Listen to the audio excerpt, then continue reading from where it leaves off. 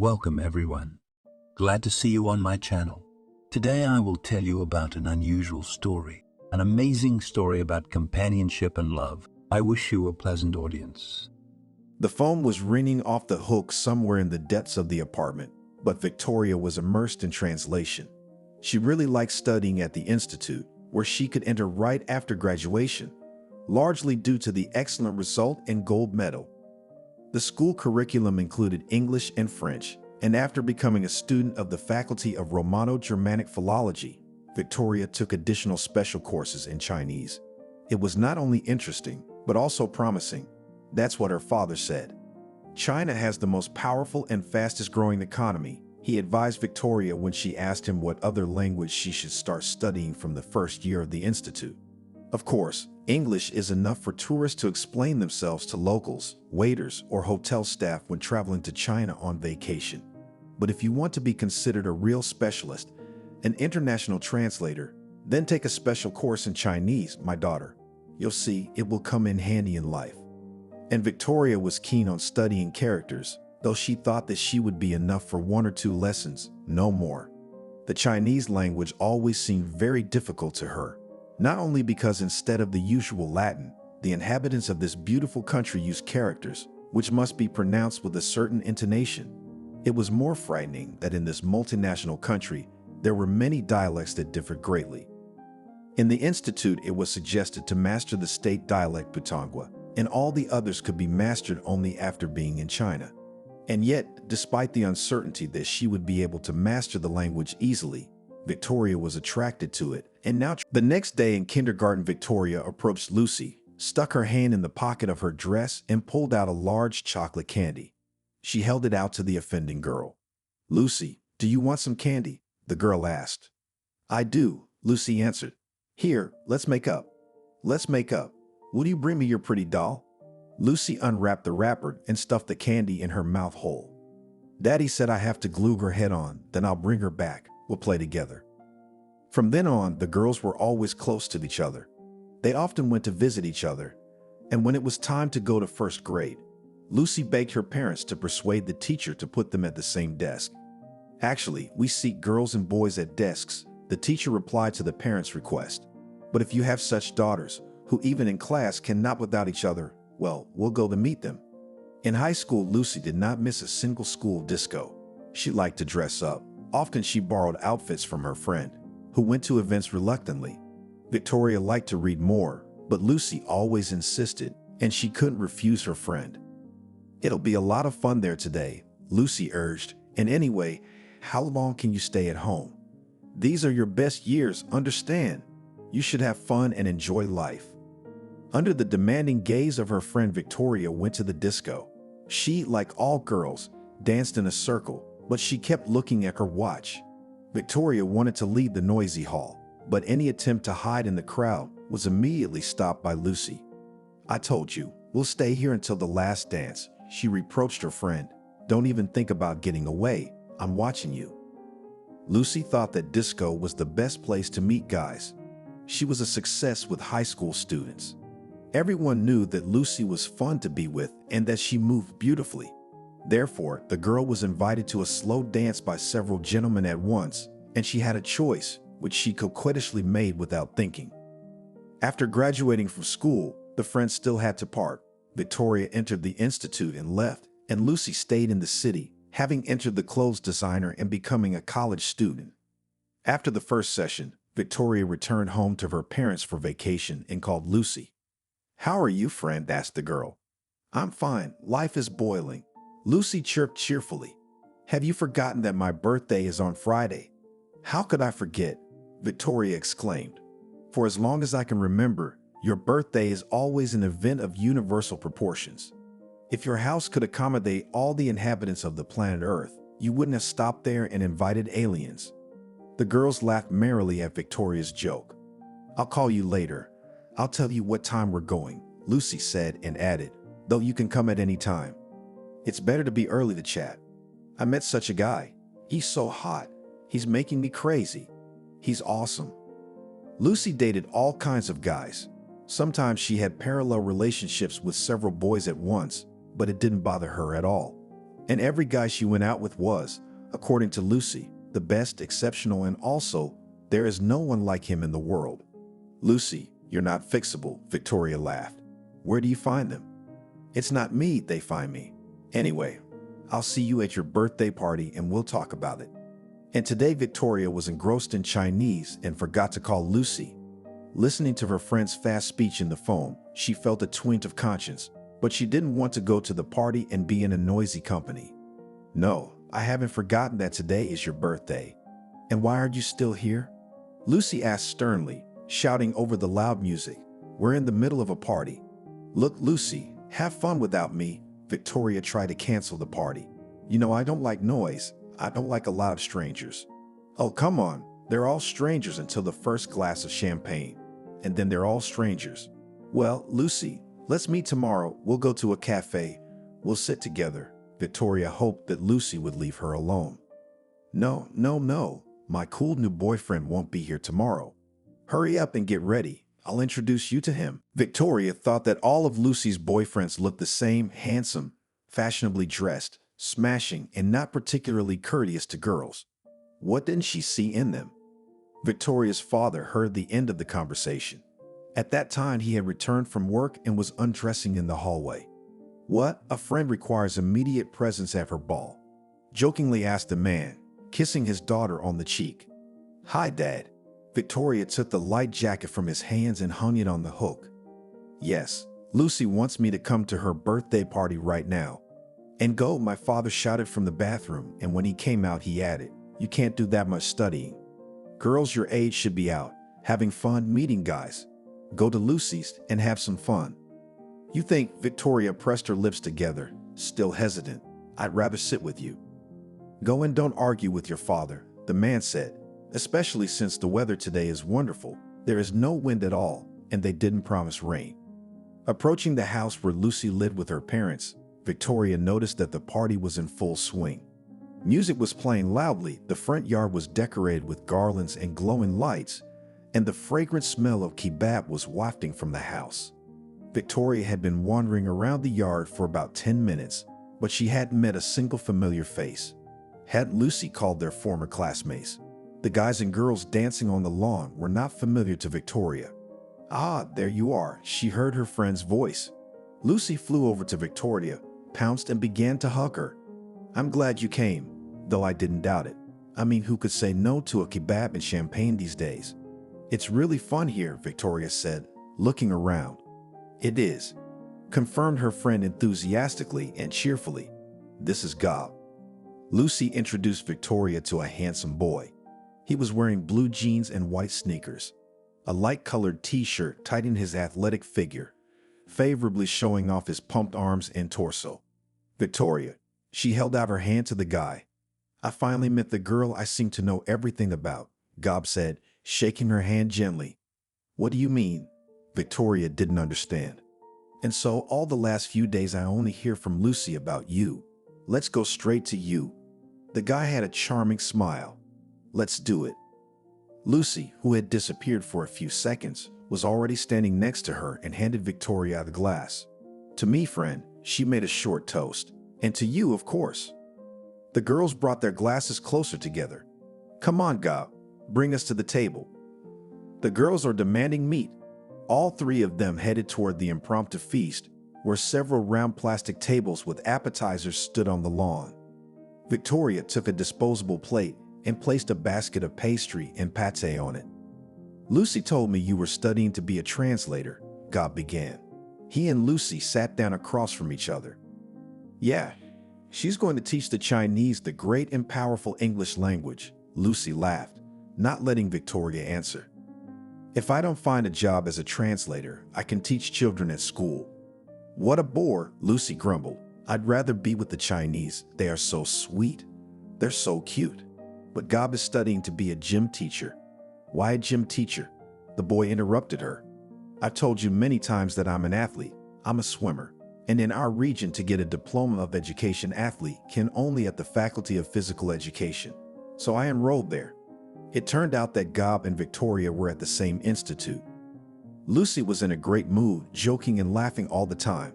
Suddenly, Victoria remembered that she hadn't congratulated her friend. She opened her purse and took out a present. "This is for you, dear. I wish you success in creating fashion collections." Lucy unwrapped the wrapping. Under it was a catalog of clothes from this year's European fashion shows. Wow, the girl obviously liked her friend's gift. "Where did you get this?" "Surely not from a newsstand, right?" "I prepared in advance and ordered especially for you on the internet." "You like it?" "You're kidding." Lucy flipped through the glossy pages with her manicured fingers. "Thank you, girlfriend. You're the best." College girls will be blue with envy. There are so many ideas for new model sketches. "Use it in surprise." Satisfied with her surprise, Victoria said. "Why are we dancing?" Gob got up and took Lucy's hand. He looked questioningly at Victoria, but Victoria made a warning gesture. "You go ahead and dance. I'll sit here for a while." Hot shish kebab, just taken off the grill, appeared on the table. Victoria put a couple of pieces of juicy meat on her plate. Some unfamiliar guys and girls sat down at her table. They were laughing, talking, eating kebab, and drinking champagne. Lucy always knew how to create a great atmosphere in any company, and on her own birthday, she had done her best. Everyone seemed to be happy and enjoying themselves. It was well past midnight when the clock struck midnight. Lucy and Victoria cleared the tables a little, picked up some trash, and went to bed. Lying in the same bed as in their childhood, they could finally talk quietly, share news and secrets. True, Victoria didn't have any special secrets. Studying, dormitory, credits. But Lucy had something to tell her friend. "I met Gob at the gym," Lucy said, smiling happily. "Wait, you've started going to the gym?" She was surprised and raised up on her elbow to look into Lucy's eyes. She couldn't believe that a girl with a perfect figure could think of going to the gym. "What's it to you?" "Oh, you don't understand anything." Her friend splashed her hands. "Where else in our hole can you meet a normal guy?" "Of course in the gym. There's a pond of them there. Choose anyone. And all of them are handsome and pumped up." Victoria laughed. She thought Lucy's new idea to meet guys at the gym was strange. So the girl continued, "I come so beautiful with a manicure. I bought a new suit with a tight shirt, a t-shirt with a deep neckline. No, so that all the charms at once in the eye. I see a cute guy doing the push-up from the chest, and he does it like he's lifting down pillows, not these heavy iron. So I swam over to him. Just like that." "No, friend, I looked in the mirror first." "Why do you keep interrupting me?" Victoria prepared to listen to Lucy's story, making herself comfortable in bed. "I swim over and say, 'Can you tell me how to turn on this machine?' And I point to the treadmill. So he went to teach me. And I got on the treadmill, and it ran under my feet, and I collapsed like a tortilla, floundering. Gob grabbed me, and I started moaning, saying, 'I twisted my leg. It hurts a lot.' And then he grabbed my ankle and started massaging it. He looked so worried at the time. Just kidding. He had maimed such a pretty girl." The girls laughed. It seemed like a joke, but Lucy was a lucky girl. Gob had volunteered to take her home. He'd even called a cab and walked her straight to the gate. He turned out to be a decent guy. He asked me for my phone number to check on my ankle tomorrow. "Did you give it to him?" "Of course, I had a fish to fry, and that's all I needed." "So he called?" Victoria couldn't wait to hear the rest of the story. Lucy fell on her back and sank into the soft pillow. "He said he wanted to meet me, but he was afraid my leg was still hurting badly. And here I was, saying that it didn't hurt much anymore and that I'd like to meet you too." Lucy was amazed at her friend's ingenuity. However, Lucy never missed a chance to get a handsome boy as a suitor, and they hovered around her like wild bees around a flower. The girl always looked spectacular. She had long dark hair, which most often she wore loose or tied in a ponytail at the back of her head. Lucy never left the house without makeup and manicure and tried to wear the most fashionable things. Her parents gave her money for expenses. They were not greedy after all. She was the only daughter. "Oh, Victoria," Lucy sighed. "He's so cool. You can't even imagine. I just melt from him, just like in books about love. Melt in his arms, dissolve in his eyes. What else did they do? Anyway, I'm in love." "How long have you known him?" Victoria asked. "For a whole week now," she replied seriously. It's not serious, I thought. At least a month, and I see you're already kissing." Oh, don't be a prude. Her friend waved at Victoria. We're not just kissing, for your information. Lucy rolled her eyes meaningfully toward the ceiling. Seriously? Victoria rolled over on the bed closer to Lucy. Did you two have it out already? Well, what's the holdup? If we love each other, you'll see. I'll marry him again, dreamily said the girl. Well, let's sleep. And then in the morning, bags under the eyes, unhealthy complexion and sleepy look, and I should be cheerful and cheerful. In the morning, the girls each had a cup of coffee. Lucy was cleaning, and by evening her parents would be back, leaving the house at their daughter's disposal so that she could have fun with her friends for her birthday. Victoria headed home, wondering how she was going to spend the weekend. Falling back into bed with a book didn't work. Victoria had completely forgotten that today was the anniversary of her mom's death. Her father was on his way to the cemetery. I thought I was leaving without you, he said. I'm sorry, Dad. I forgot. I'm ashamed of it. The girl ran to her room, and from there she shouted, 5 minutes and I'll be ready. After leaving the house, they got into the car and drove towards the exit of the city. It was a beautiful July day. Victoria wore dark sunglasses to avoid squinting from the bright sun. Leaving the car at the cemetery gate, they walked leisurely toward their mother's grave. A year ago, a fatal illness had cut her mother's life short. She had burned to death in just a few months. My father did not turn to anywhere, but the doctors only spread their hands. Mom learned about oncology very late. Father strongly experienced the death of his beloved wife, even began to drink, but in time to pull himself together. His wife could not be brought back, but there was a daughter who needed his support, especially since the girl had to go to study at the institute. Dad seemed calm, but Victoria knew it was hard for him. Finally, they reached the fence. I'd already been here on May holidays, Dad said quietly, seeing that Victoria looked at the well-kept grave in surprise. I put a monument instead of a cross, planted flowers. From the marble slab, her mother looked at Victoria. It was her favorite picture, the one Victoria remembered from her childhood. It always stood in the sideboard, and through the glass a cheerful blonde girl with a mischievous smile looked out of the picture. Her father wanted her to be remembered like that by all his relatives and friends. If anyone came here, they would want to talk about Mom as a very cheerful, radiant young woman, not as sick and tired as she had been in recent months. Victoria stroked the sun-warmed granite monument with her mom's picture on it with her hand. She sighed quietly. Her father sat down on the bench he had made with his own hands. Sit down, daughter, he said.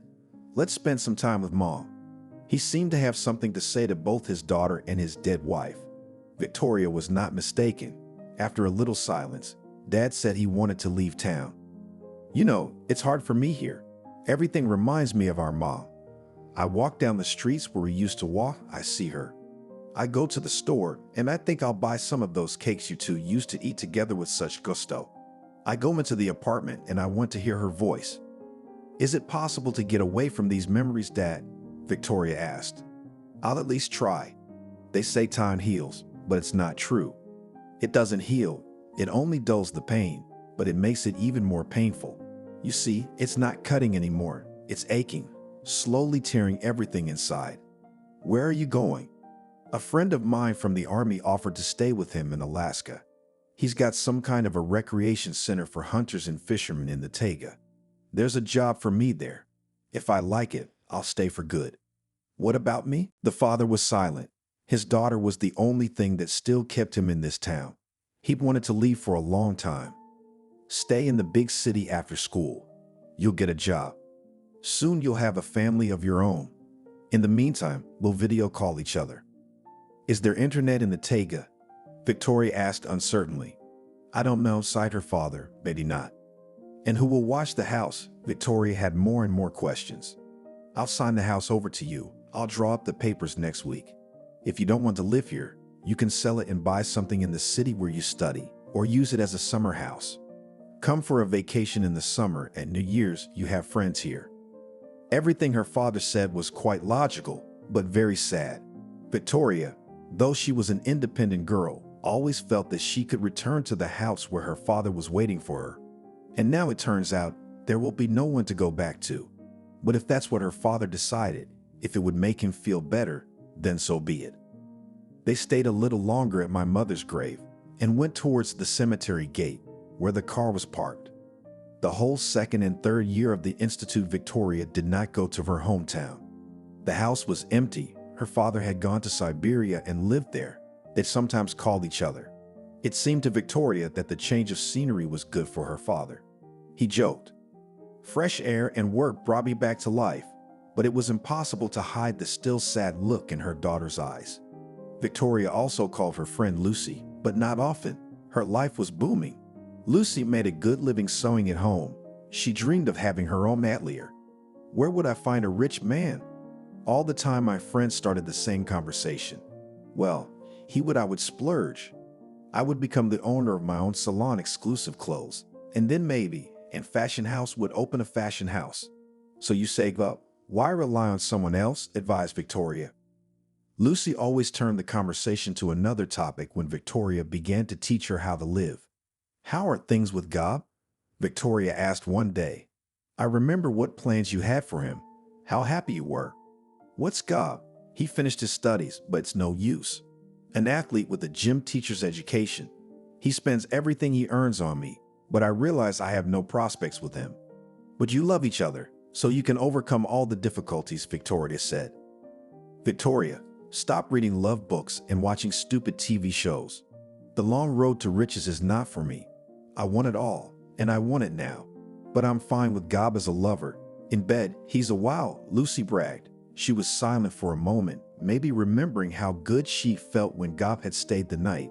And then she asked Victoria, "When are you coming over? I'd like to have a real conversation, not on the phone. We could go out." "I don't have time for that. I'm studying and working." Victoria worked part-time as a translator, often sat up at night, and in the morning she could hardly open her eyes. But she couldn't do without work. The scholarship she received at the Institute was only enough for food.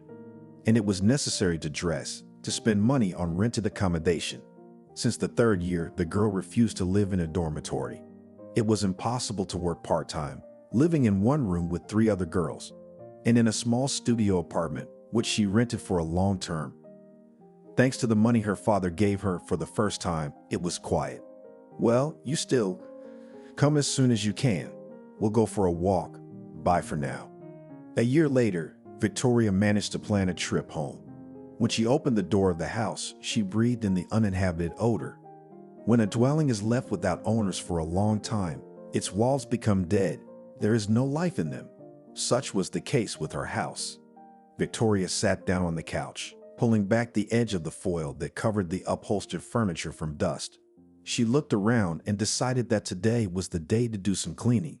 Her mom would never let the house be so neglected. Suddenly, the phone rang in the girl's purse. Lucy's voice sounded in the receiver.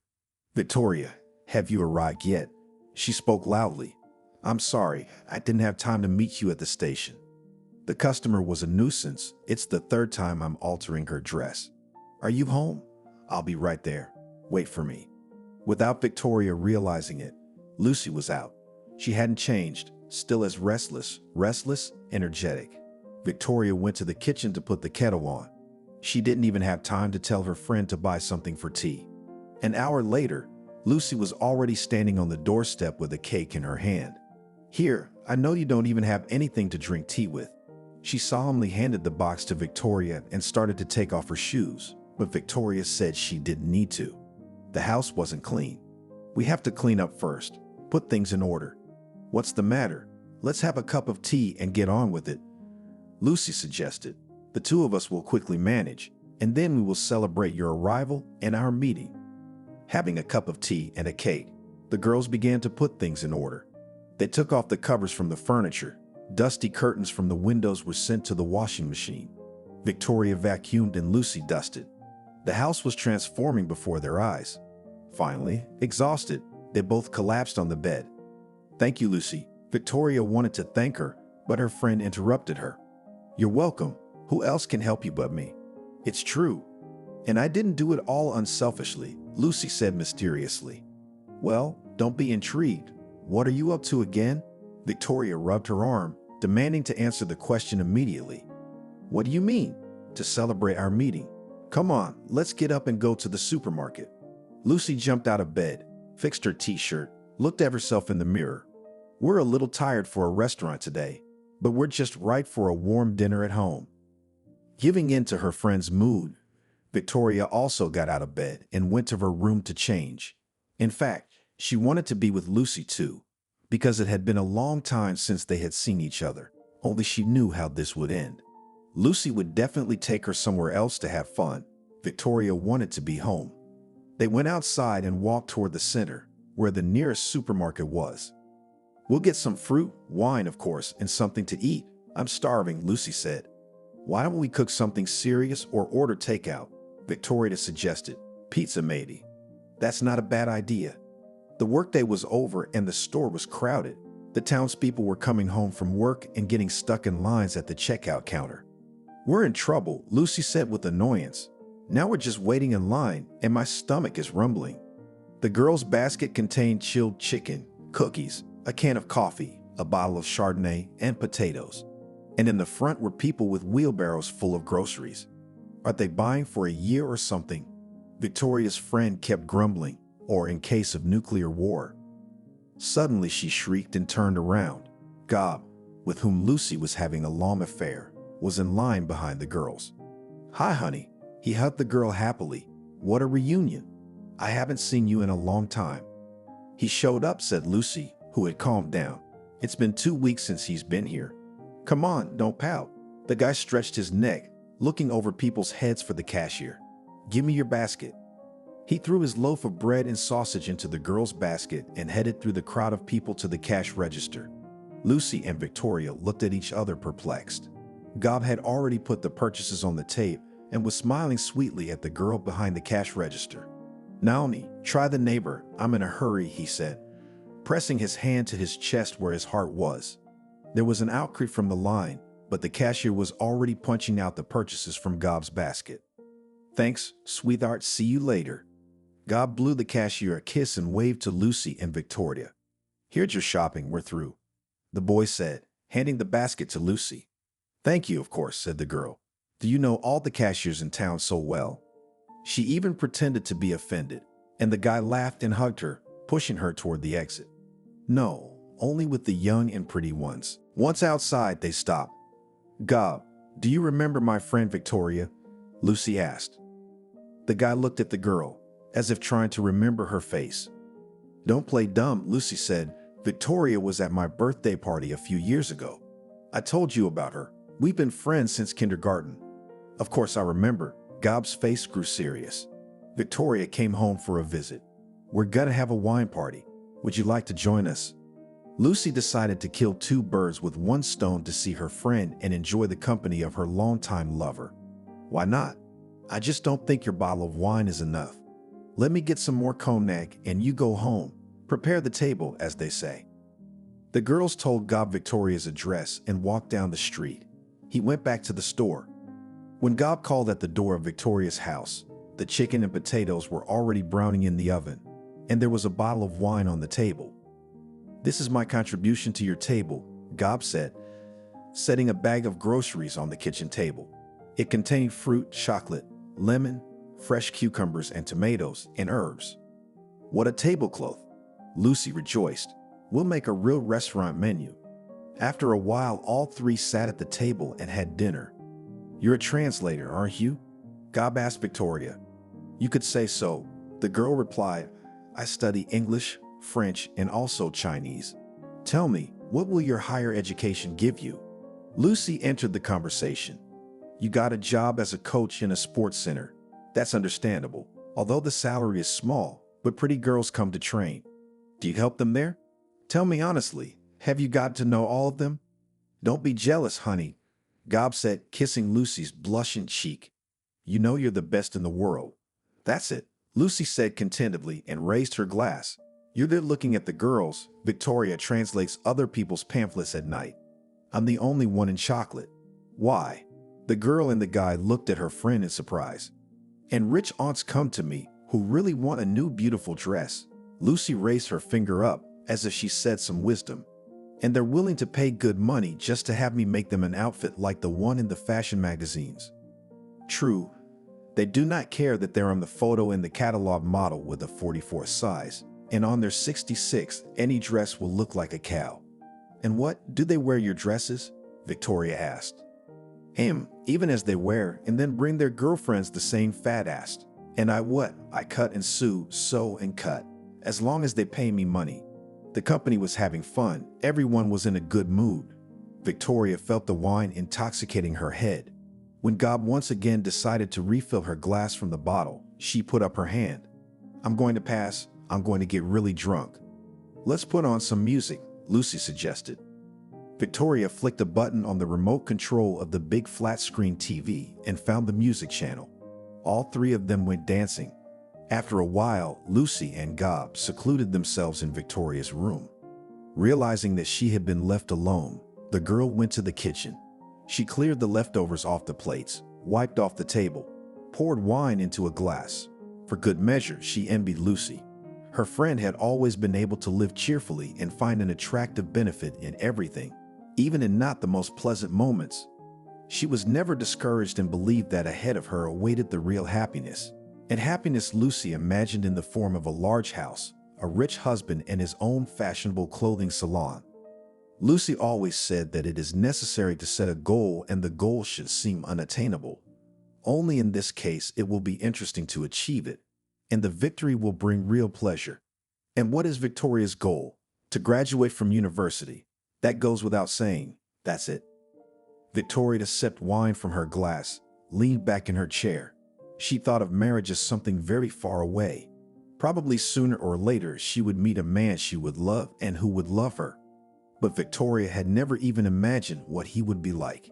Here Lucy knows exactly: handsome, rich, successful. The image of her future intended husband was quite clear. Victoria could not draw a portrait of the guy of her dreams. Fixing her skirt, Lucy appeared from the far room. A beast of a man, she boasted. That's the only reason I forgive him all his liberties. Why don't you marry him, or at least live together, if you're so good with each other? Victoria asked. Her friend sat down at the table and took a glass of unfinished red wine in her hands. She gently shook the liquid on the swollen sides of the glass, thought for a moment. I don't even know, friend, she said quietly. At first we were so crazy about each other that we even talked seriously about getting married. Now we see each other less and less. You know, he'd make a great husband, though. They talked for a while, and then Lucy and Goba went home. As they saw them off, Victoria could see that they both looked quite happy and contented. Lucy especially was glowing with happiness. In the 2 weeks that she hadn't seen Gob, the girl had already missed him and was happy to resume the relationship. And also a friend came. 2 more years passed. Victoria successfully defended her diploma. She was offered to stay at the department, where she could teach Chinese to students. There were almost no specialists in this field at all. The salary was low, but Victoria accepted. She continued to rent a studio apartment and took home translations to earn a little extra money. That day, standing at the trolley bus stop, Victoria was coming home after work. New Year's Eve was approaching. The girl thought that over the years she disliked the holiday more and more because she had to celebrate it alone. Last year, she and her colleagues had set the table at the department, each of them bringing some homemade treats. Victoria baked a pie with apples and cinnamon. After congratulating each other and seeing off the passing year of the rabbit, everyone went home to their relatives and friends to continue the fun. And Victoria returned to the empty apartment, where only a small Christmas tree decorated with balls and garlands and a clock on the wall, the hands of which moved very slowly, reminded her of the approaching holiday. For several years now, Victoria had spent New Year's Eve sleeping and eating alone. This time she thought that nothing unexpected would happen, and she would be able to rest and work a little during the vacations. The girl was already beginning to think about a mortgage for her own home. She did not want to sell her parents' house, so she had to take more part-time jobs to save up the amount for the down payment to the bank. She was distracted from her thoughts by a man's voice. "Girl, do you know if the 35th is coming soon?" Victoria raised her head and looked at the young man who addressed her with a question. "Gob?" She was surprised to recognize the guy, who was wearing a down jacket and a sports cap, as the lover of her friend Lucy. "I saw a familiar figure standing there, and I looked closely, and it was you." Gob had already recognized her and decided to approach. "What are you thinking about, beautiful?" Oh, nothing. She dismissed it. And why do you want the 35th trolley bus? Actually, there is no such trolley bus here. I know, I just had to say something to make you pay attention to me. How are you, Victoria? I'm fine, and how are you? These routine questions, which do not require detailed answers, sounded ridiculous. It would seem, why should she ask about the affairs of a guy she didn't know very well and tell him about her life? But the young man was not going to say goodbye. Good for you. You off work? Yeah, I'm on my way home. Victoria was about to tell Gob she had to go, but he took her under the elbow and led her to the open door. Mine too. Let's go. They took the empty seats.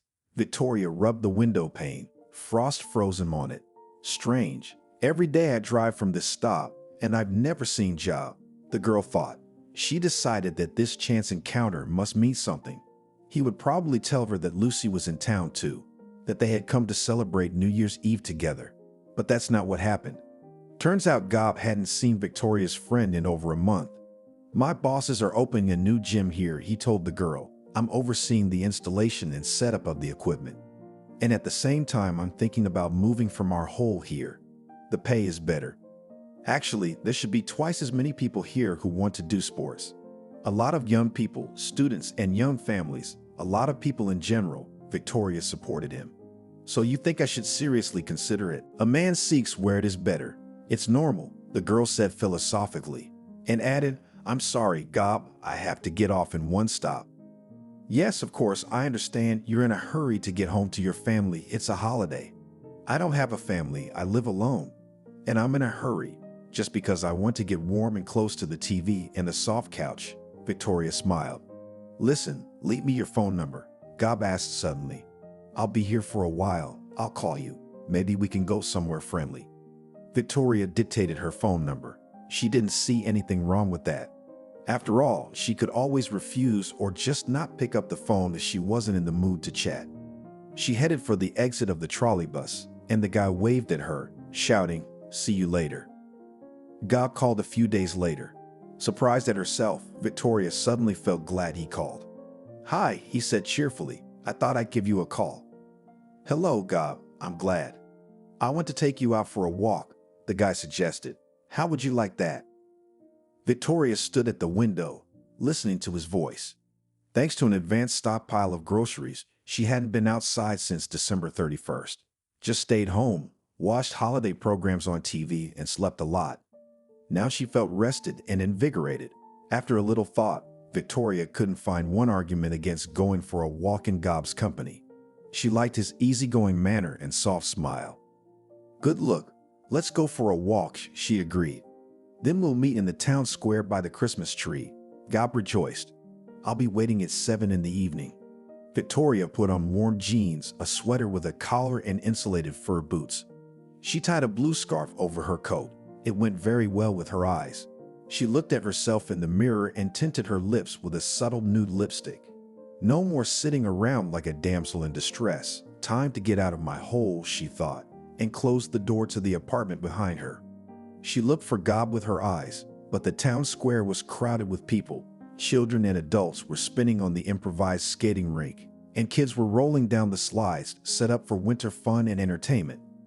It wasn't the best place for them to meet. In such a crowd, looking for a person was like looking for a needle in a haystack. But Gob found her. How long have you been waiting? He ran up behind her and hugged her. The girl pulled free. About 5 minutes. Where are we going? Have you figured it out yet? The guy asked. I don't know how to skate. I haven't done round dances around a Christmas tree in 20 years, so I suggest we just walk the streets. Victoria nodded her head, expressing her agreement with the proposed cultural program. They came out on a pedestrian boulevard, lit with garlands of many colorful bulbs. The street seemed fairy tale-like, the sparkling lights reflected in the windows of stores and fashionable boutiques. Gob was talking cheerfully, and Victoria listened to him with interest.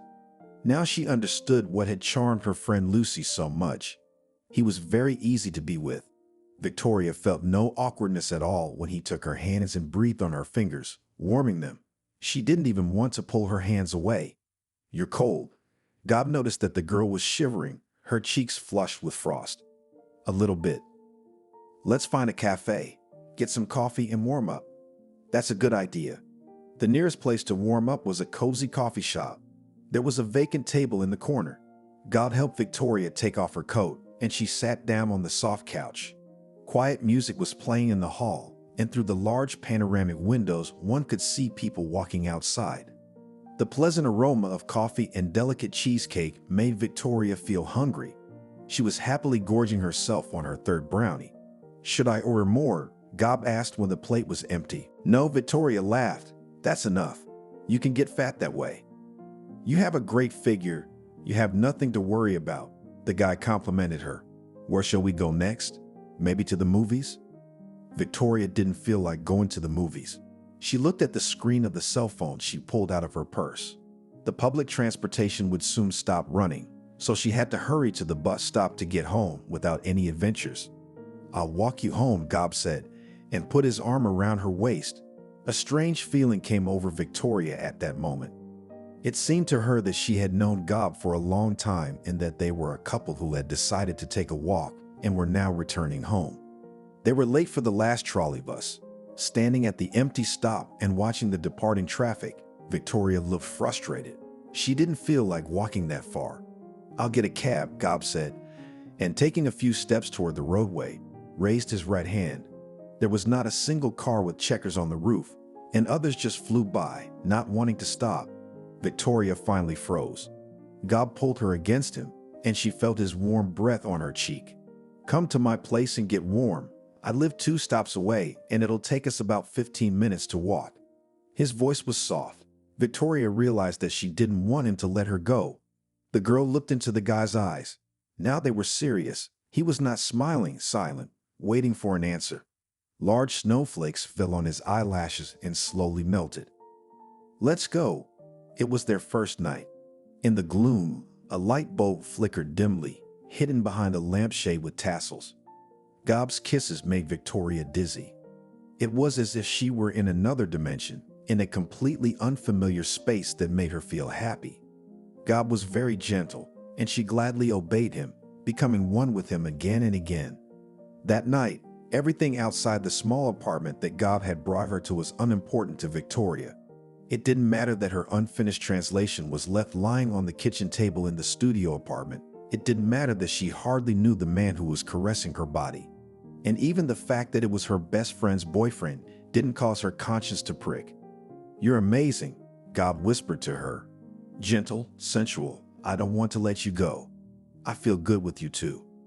Gob pushed her bangs back from her forehead, ran his finger over her cheek and lips. He said something about how he'd never met a girl like this before. He kissed her lips, her neck, and she sank into a euphoria of happiness. They spent the whole night and half a day in bed. When the light of a new day dawned in the windows, the sense of fairy tale began to fade. Victoria was coming back to reality. She looked at Gob, who, with his back to her, was putting on his jeans. Victoria didn't regret spending that winter night with him for a second. Back home, she could still smell the scent, which seemed to be absorbed into the girl's skin. The smell of a strong man that she really liked. As he put her in the cab, Gob only kissed her on the cheek and did not say a word about whether or when they would see each other again. And Victoria was eager to be near him again. Her cell phone buzzed on the coffee table, vibrating. The girl took the smartphone in her hands, looked at the screen. It was Lucy. God, well, why was she calling now when Victoria felt so good about the memories flowing in her soul? "Hello," the girl answered. "Victoria, hello and Happy New Year," shouted her friend in her usual manner. "I've arrived. I'm at the station. How can I get to you?" "What train station?" Victoria didn't understand. "At your train station. I came to you." "Wait, you came to visit me and you didn't even warn me." "It's a surprise for me. Come on. Send me the geolocation.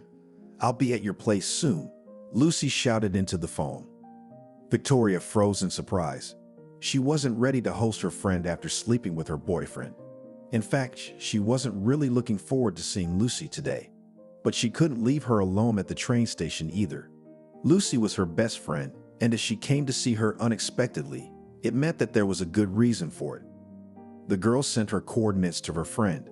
A strange feeling swept over her.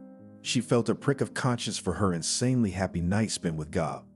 At the same time, an inner voice told her that she, Victoria, also had the right to a private life, the right to want to be loved and desired, not to spend years alone. Lucy whirled through Victoria's open door. "Here I am, surprise!" she shouted and threw her arms around her friend. "Well, you're standing there like a stumbling block.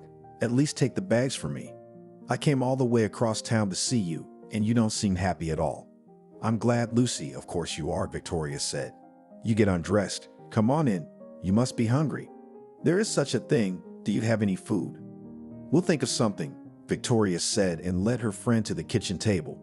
In the refrigerator there was a tuna salad, which Victoria had prepared the day before, some frozen cutlets from the store, a can of canned peaches, some cheese. All this the girl put on the table. "Not much, looking at the food," Lucy said. "What would you do without me?" The girl hurried into the hallway and returned with 2 bags of shoppers. "Mommy baked pies the day before, as you like, with potatoes and meat, so she sent them to me so that I could feed you with homemade pastries," Lucy said, taking out bags of groceries.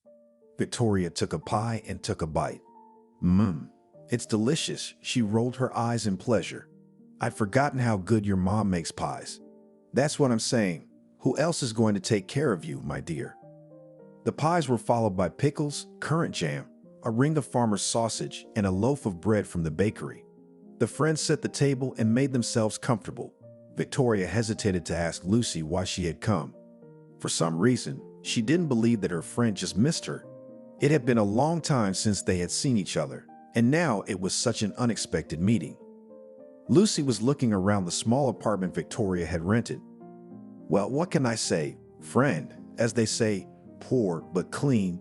Lucy made a final conclusion, not finding any luxuries in Victoria's dwelling. "It's a rented apartment," she justified herself. "When I'll have my own apartment, then I'll furnish it." "Is there a big purchase plan?" "Not yet, but I'm thinking, saving for the first installment on the mortgage." "Useless and stupid business," Lucy waved her hand. "You should marry a man with an apartment, then you won't have to take out a mortgage." "Yeah," laughed Victoria. "I'll go look outside the door. There's probably a line of rich suitors lined up there." "But you listen, I'm telling you seriously," continued to express her position in life friend. But suddenly Victoria's cell phone rang. She picked it up and saw that it was Gob. Victoria stared at the screen with the incoming call for a few seconds and then dropped it. As if nothing had happened, Lucy continued. "A rich man is a chance for any girl from the provinces. Why are you looking at me like that? You're pretty. If only you dress better, you could go out in public." "I don't need to be taken out," Victoria said. "Really? There's someone on your horizon? Who is it, tell me?" "No one has appeared. Just let everything remain as it is," Victoria said in a calm voice, pouring tea into Lucy's cup. "Listen, why are we all spoiling ourselves with tea? Do you have anything to drink?" In the kitchen cupboard, Victoria had a bottle of wine, saved in case of unexpected guests. She didn't remember how much it was worth. She never had guests in her apartment. They uncorked the bottle and poured the wine into glasses. "Happy date," Lucy toasted cheerfully. Victoria's phone rang again. She dropped the call again. Her friend looked at Victoria thoughtfully, but did not say anything, just sipped her wine and ate a piece of cheese. After eating, the girls moved to the couch. A show program was on TV. Pop stars were performing. Lucy and Victoria chatted about everything and nothing at the same time. The friend was talking about her clients. She put her hand ridiculously to her throat and said, "I got them all fat-ass women." And Victoria told about the students who came to classes only to sleep after a night out in bars and clubs. "Aren't you going to change jobs?" Lucy asked. "No, I told you, I want to take out a mortgage. Banks are more willing to approve when you work in one place for a long time. That's all. To live on a tiny salary and then to get into this bondage in a third of my life to pay for a corner with its own bathroom, kitchen, and balcony. Sell your parents' house and you'll have enough to buy an apartment somewhere not in the most prestigious neighborhood." "I've already thought about it, Lucy," Victoria replied. "It's a pity my childhood was there. And then I don't give up hope that I'll get married after all.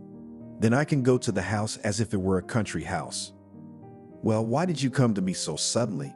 Victoria decided to ask about the main thing. Did something happen? Lucy made a mysterious face. It happened, Victoria. It happened, she began to tell. Something happened that you can't even imagine. Victoria's phone vibrated again. Answer it. Who's calling you? Lucy couldn't take it anymore. Never mind, Victoria dropped the call again and hung up completely. Gob called, but she couldn't talk to him now, so she decided that she would call back later.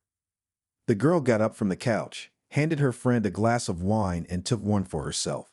She sat down on the couch again, threw a plate over her knees, and got ready to listen to what was going on at Lucy's. So what's wrong? Oh, Mommy, I don't even know how to say this out loud, but I haven't told anyone yet, so I came to you. You don't share news like that with just anyone, so you gotta appreciate it, girl. Anyway, that's when the doorbell rang. Are you expecting someone? Lucy asked. No, Victoria got up and went to the door. Gob stood on the doorstep with a huge bouquet of scarlet roses, lightly dusted with snow. You didn't pick up the phone, so I decided to come myself, he said, smiling a guilty smile. Will you let me in? Victoria didn't know what to do. From the depths of the apartment, she heard her friend's voice. Who's there, Victoria? Will you be here soon? Lucy leaned over the armrest of the sofa to see who was distracting them from their important conversation. Next to her friend, she saw Gob, who was crumpling on the doorstep with a bouquet of flowers in his hands. Lucy ran up to the guy. Gob, where did you come from? Without understanding anything, she asked. The guy took a hesitant step into the hallway, and Victoria closed the door behind him. She had no choice but to say quietly, Come on in. Gob, how did you know I was coming to see Victoria? Oh, did she call you on my way over? That's what I call a friend. What a surprise. Lucy threw herself around Gob's neck and then began unbuttoning his jacket, pulling him by the arm into the room. Victoria stood at the window, arms crossed over her chest, watching this ridiculous, very silly situation. Gob looked confused. He hadn't expected to see Lucy in Victoria's apartment. The girl dragged him into the room, not shutting up, all saying how good it was that she saw both her friend and her lover in one visit. How good it was that you came. Victoria, why are you up? Sit down. I'm finally going to tell my news to both of you. Suddenly, Gob's voice interrupted her chatter. He took Lydia by the shoulders and gave her a little shake. Wait, Lucy, be quiet. The girl was stunned and looked at the guy with an incomprehensible look. First, I'll tell you something. I love Victoria, your friend. I don't get it, how's that? Lucy asked. Ordinarily, I realize that Victoria is the girl I want to live my whole life with, you know? And what about me? And thank you for everything. You're wonderful, and everything is going to be fine in your life. I'm sorry. Lucy looked back and forth at Gob and Victoria. Her friend stood with her eyes down, saying nothing. Wow, that's news. Lucy's confused expression changed to an angry grimace. And when did you suddenly realize that my friend is the girl of your dreams? It didn't matter. Gob approached Victoria, tried to hug her, but she pulled away from him. Victoria was ready to fall under the ground, to leave, to escape, just not to see her friend's eyes, which looked at her with pain, disappointment, anger. No, I was just wondering how long you've been messing around behind my back. Lucy continued indignantly. And you, how could you? I'd always told you everything. You knew I was fine with Gob and you decided to take advantage of my boyfriend. That's right, but you can't do that if no one's looking at you. You've never dated anyone before, and I brought you Gob on a silver platter. You both disgust me, and I trusted you both, and you. Lucy grabbed her jacket in the hallway, pulled on her hat and boots, and slammed the door. The silence that hung in Victoria's apartment seemed unbearable, oppressive, agonizing. We must catch up with Lucy, Victoria thought, for there was no telling where she would go in the evening in a strange city where she had no one but her friend. But her legs didn't move, the girl's whole body petrified. She began to realize that today she had lost a close person, lost a friend with whom she had been friends since childhood. Why did you come? She asked Gob quietly. I've been thinking about you all day. I wanted to talk, to explain. Talk about what? I realized that I love you. That I tried to hug the girl, but she moved away from the window and sat on the sofa, covering her face with her hands. After a little silence, Victoria asked, What about Lucy? Weren't you her boyfriend dating her? I was never Lucy's boyfriend. I mean, we dated, but it was nothing serious. We just liked each other. But I really loved you, and I want to be with you. How long ago did you realize that? Today, when you left, you're special, different. I've never met a girl like you. You must have said the same words to Lucy, didn't you? No, never. I never told her I loved her. You see, Lucy's different. She's like a volcano, like a tsunami. She needs men's attention all the time, so she's always got a few guys around her at the same time. Lucy loves to watch them fight over her, wrestle her away from each other. That's not love. What is love? Victoria looked up and asked. You. What I feel around you is love. The desire to hold you in my arms and not let you go. The desire to take care of you, to make you happy, to see you smile. When I felt that all these things made me happy, I didn't want to let you go anymore. So I rushed to you right today to tell you that I want to be with you always. I want to marry you. The events of the last few days have been a New Year's miracle, an unexpected meeting with a friend's boyfriend. Their walk through the New Year's streets and the closeness that made Victoria's stomach flutter with butterflies.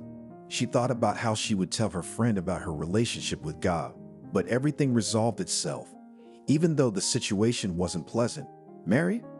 Yes, I'm ready to take you to the registry office tomorrow and apply. God had such a stern, so serious look that Victoria suddenly laughed. Don't. Why not? God was already hugging her to his chest. I mean, it's good for the two of us. Don't you want it to be like this every day? I don't do it tomorrow because it's a day off. The registry office doesn't open until after the holidays. So, you agree? The guy's happy. I love you too, Victoria said softly, and I also want to be with you. After the words said to each other, they forgot about what happened today, forgot about Lucy, and just enjoyed each other. 2 months later, Gob and Victoria were married. They invited some of the groom's buddies and co-workers from the Bride's Institute to the wedding. Victoria's father could not come very far away. Daughter, he said to her, calling her via video link, I am very happy for you. You love each other and take care of each other. Never allow shameful suspicions. Never allow yourselves to doubt each other's feelings, no matter what happens. Only in this way will you be able to carry your love through life. After her father's words, Victoria thought that her love for God was stronger than any rock, any stone. Nothing can kill her, and he loves her as much as she does. The young couple managed to get approval from the bank. Soon they became the owners of a one-bedroom apartment in a new building. Victoria and Gob, with love and care, arranged their family nest, bought furniture, new dishes, created coziness. Gob stayed to work in the new sports complex. His boss had hinted to him many times that he would soon take his place because he had long wanted to take a vacation and live in the country. You know how clean the air is in my native village, how beautiful and quiet it is there. No traffic noise, only birdsong, the boss said with delight, but he was in no hurry to retire. And Gob was quite satisfied with his job as head coach. He liked to be around people to see the results of their training. It was much more interesting than poring over paperwork, knocking out money to repair the pool and sports equipment. Victoria continued to work in the department at the Institute. Everything suited her too. The work was familiar and favorite. And in the evening she hurried home to cook dinner for the most favorite person in her life, Zhao. At first, basking in her happiness, she felt a twinge of conscience. They no longer communicated with Lucy. The friend simply disappeared from Victoria's life, offended. She thought that she had insidiously repulsed her boyfriend. In fact, Lucy didn't really need Gob. Just twirled him as she wanted, had fun at her own pleasure, Victoria thought. And over time, the girl stopped thinking about her former friend, as if she had turned the page of a book. 5 years passed. The first family anniversary, Gob and Victoria wanted to celebrate only the two of them in their cozy apartment. The girl thought in advance what to give her beloved husband. Colleagues suggested that on a wooden wedding, which is celebrated after 5 years of life together, it is customary to give products made of wood. But what it could be, Victoria could not think of anything. One day she was coming back from work, passing by a spontaneous market that vendors had set up near a public transportation stop. The bazaar looked more like a fair. There were trays of hand-knitted woolen socks, clay and wooden dishes, and souvenirs. Victoria looked at the goods with curiosity. She had always admired people who could make things with their hands, knitting, embroidery, wood carving. She herself could do none of these things. In her childhood and youth, she was more interested in learning foreign languages, so her mother tried not to distract her and did not impose other hobbies. Victoria's gaze fell on a wooden painting. It depicted rabbits. The skillful carving was impressive. Mom and Dad rabbits were cuddling 3 baby rabbits, and in the background was a house with curtains on the windows. It suddenly reminded Victoria of her parents' house. She hadn't been there in a long time. There hadn't been time. The painting made of wood seemed to Victoria very symbolic. It smelled of family warmth and comfort, and those cute bunny babies. Gob and Victoria didn't have children yet. Her husband said that they are still young enough. They need to live for themselves, build a normal career, make savings, and eventually pay off the mortgage. We'll still have time, he said of Victoria, when she started talking about a child. What are our years? Let's better think about where we will go on vacation this summer. What about the seaside? Great idea. Victoria always agreed with her husband, idolized him, and believed that all his plans, decisions, ideas are correct. The girl herself thought that by delaying the child, they risked to live to old age without children. However, she chased these thoughts away from her. Nowadays, even at 40 and almost 50, women give birth perfectly well. And if Gob said it wasn't time yet, then so be it. The two of them were doing very well together. But this wood-carved picture touched her heart. After seeing it, Victoria decided on a gift for her husband. It would be their family talisman, which would sooner or later give them a child, and maybe more than one. "Wrap it up for me, please," she asked the salesman. A man with a grayish beard and a bandana on his head looked carefully at the buyer. "Do you have children, a family?" he asked. "I have a family, no children," the girl replied briefly. "Then you have made the right choice. Hang the picture in the most prominent place. Believe me, all the time being near it, you will quickly get used to the idea that it is time to have children, and they will definitely appear in your family." The salesman wrapped the wooden painting in paper and handed it to Victoria. She counted out the money and, thanking the man, walked towards the house. Victoria was pleased with her gift to her husband. She hid the painting in the closet, anticipating how she would present it to Gob during a romantic dinner. He was sure to love his wife's idea. Victoria had no doubt about that. Their first anniversary fell on a Saturday.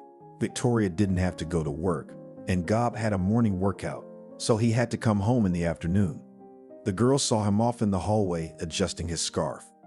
"Don't miss me, I won't be long," Gob said and kissed his wife. "I won't," she promised, and she was already thinking about what she would cook for their romantic dinner. Victoria turned on the music, headed for the kitchen. She felt a strange sense of joy and excitement at the same time. As she loaded cups and saucers into the dishwasher, Victoria thought that this was the first milestone in her and her husband's life together, so she would make sure they both remembered this anniversary. She set the eggs and potatoes for the salad to boil and took the meat out of the freezer to thaw. Gob loved French-style meat, so that was the dish she would be making tonight.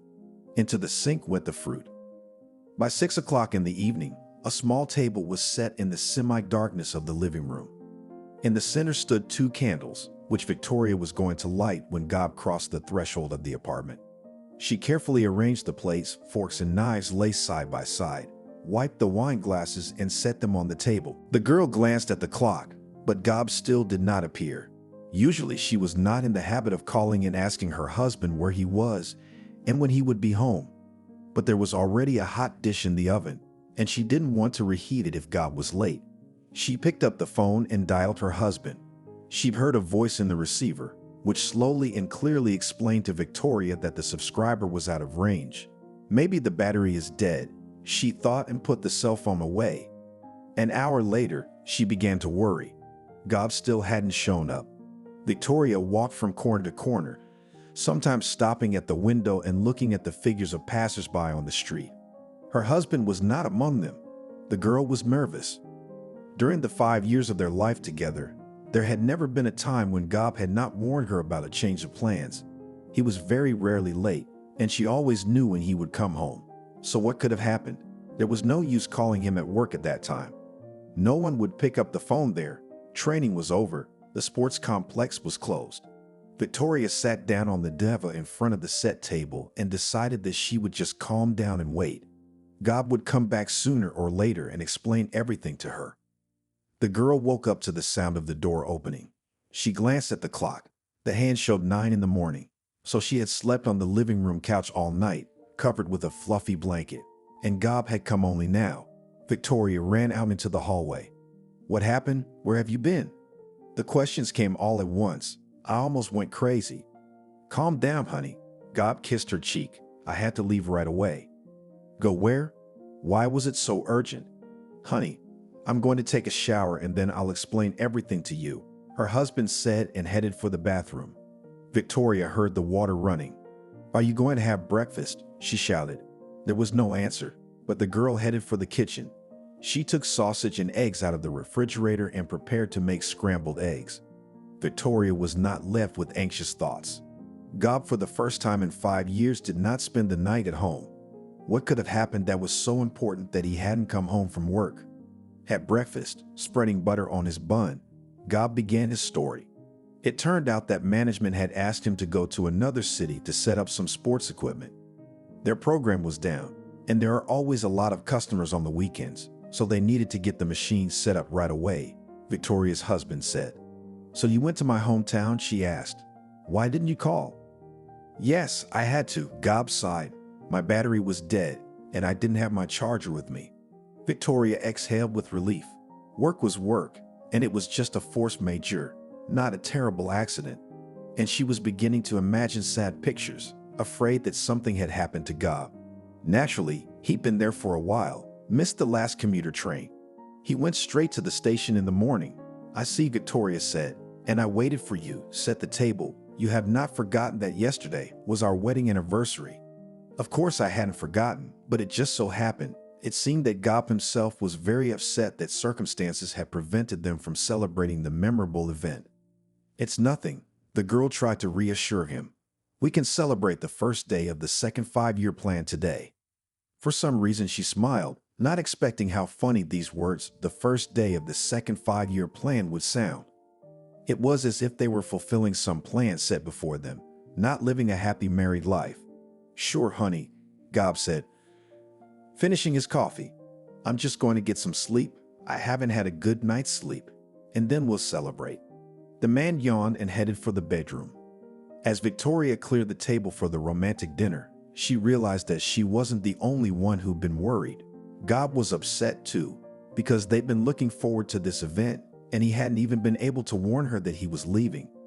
In the evening, Victoria and Gob went to a restaurant. The girl wore her favorite knit dress and gold earrings, given by her husband for his birthday. "You look great," Gob said, pouring wine into glasses. The waiter put the flowers in a vase, the couple ordered, and he left. "It's very nice here," Victoria said, looking around the room.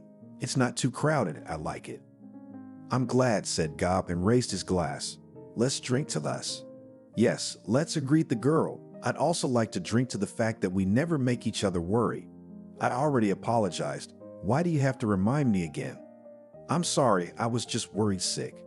"I understand. It won't happen again. I love you very much." Her husband's words filled Victoria's heart with warmth. Looking at Gob, Victoria suddenly thought of Lucy. It had been a long time since she had thought of her friend. The words that Lucy had once said came to mind. He'd make a great husband. Her childhood friend had been right. Gob was a wonderful husband, caring, attentive. He didn't go out with friends, enjoying the company of his beloved wife. Victoria had no reason to complain. She made the right choice, agreeing to marry Lucy's former lover. 2 weeks later, Gob informed Victoria that he had to go to her hometown again. "Something about the programs on the equipment keeps crashing. I'll have to look into it, see if I can get some parts." "Tell me, is there no one else who can go and fix the equipment?" Victoria really didn't want to be alone. She realized that her husband would not have time to turn around in one day, and she would have to spend the night without him. "He can't. I've been assigned this task," he replied, "especially since I was the one who installed the equipment. It's a pity. Maybe I should take a day off work and come with you." Victoria suddenly asked. It seemed like a great idea to her. "I would in my parents' house while I put things in order." "Victoria, don't make this up." Gob's voice suddenly sounded alien metallic. "This is not a pleasure trip. It's a business trip. I won't have time for this." He noticed his wife's frown and pout. "Well, don't worry," Gob hugged Victoria. "I'll be home tomorrow morning. You can read in the evening or watch TV." Victoria saw her husband off and began to get ready for the institute. She didn't like this business trip of Gob's. "When he comes back, I'll tell him that next time I'll go with him," the girl decided. When Gob returned, he looked thoughtful. Victoria, as usual, told him about the students, about how she spent time watching a Turkish TV series yesterday, about her plans for the next weekend, but it was as if he didn't hear her. "Gob, what's wrong? You're not listening to me at all." She looked at her husband carefully. "Are you in trouble?" "No, I'm fine. I'm just tired. So I suggest that next weekend we go to the ski resort. We'll get some fresh air, go skiing, take a walk in the woods." Yes, dear, we'll go." Gob smiled a strange smile. "Should I make a reservation?" Victoria asked. "Yes, book it." Rejoicing, the girl went to the bathroom. She had to load the laundry into the washing machine. Checking the pockets of Gob's jeans so that no money or keys would accidentally get into the wash, she fumbled for some paper. Victoria gazed into the fine print. It was a check for a decent amount of money. The girl sat down on the edge of the tub. Gob paid for the purchase at a women's clothing store. The check contained several items, including lingerie. Victoria didn't understand anything. Gob liked it when his spouse wore nice panties and a bra rather than more comfortable cotton underwear. She had a few special occasion sets in her closet, but Gob never bought her any. He avoided shopping with Victoria at women's clothing stores altogether. Where did this check come from? She went into the room where her husband was watching a program on the sports channel and sat down next to him. "I was going to do your laundry, and in the pocket of your jeans I found this. Have you been to a women's clothing store?" Gob looked at the check handed to him, took it in his hands, and quickly crumpled it up. "No, of course not," he said. "I found it at the gym, picked it up out of habit, like garbage, and forgot to throw it away. So I put it in my pocket, I guess." "Ah, I see." Victoria stretched out. His words were somehow unconvincing. Strange, at home he could easily step over socks thrown on the floor, and here he was collecting checks at the gym. Victoria chased the bad feeling away, realizing that any suspicions about the man she loved were the beginning of discord in the family, and she didn't want to fight with her husband. The next day, Victoria booked a hotel room on the ski lodge's website to go there with Gob the coming weekend. She liked the room very much. A large, comfortable bed, a bathroom with marble finish, high-quality plumbing. The price was a little expensive, but they deserved a good vacation. So Victoria decided not to skimp. She took the jewelry box in which she had money set aside.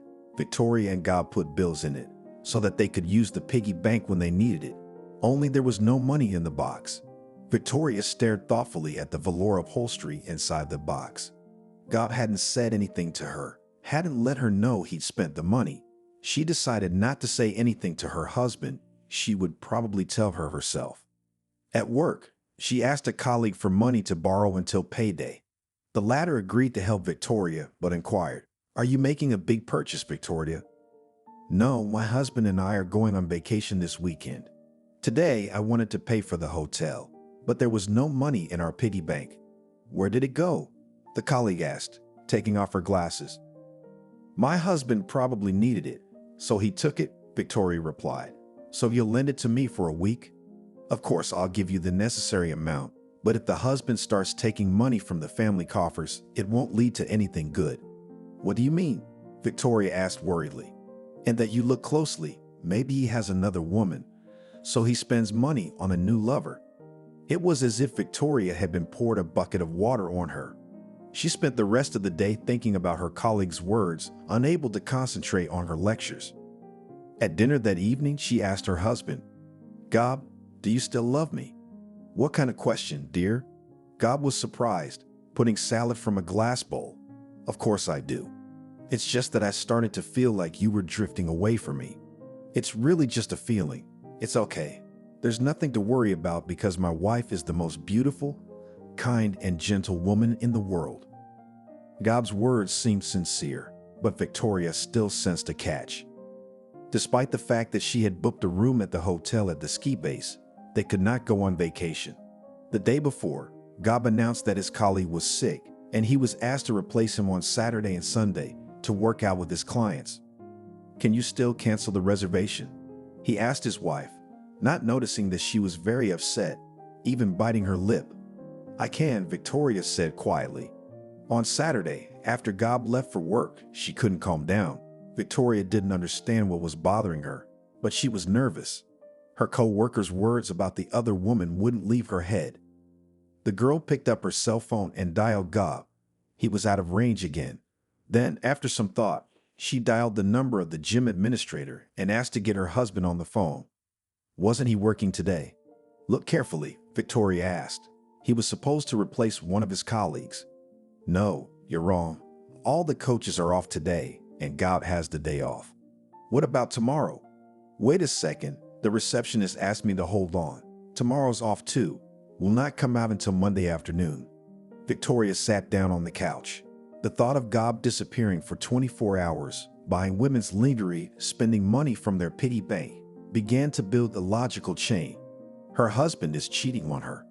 He has another woman and spends time with her, leaving his wife home alone.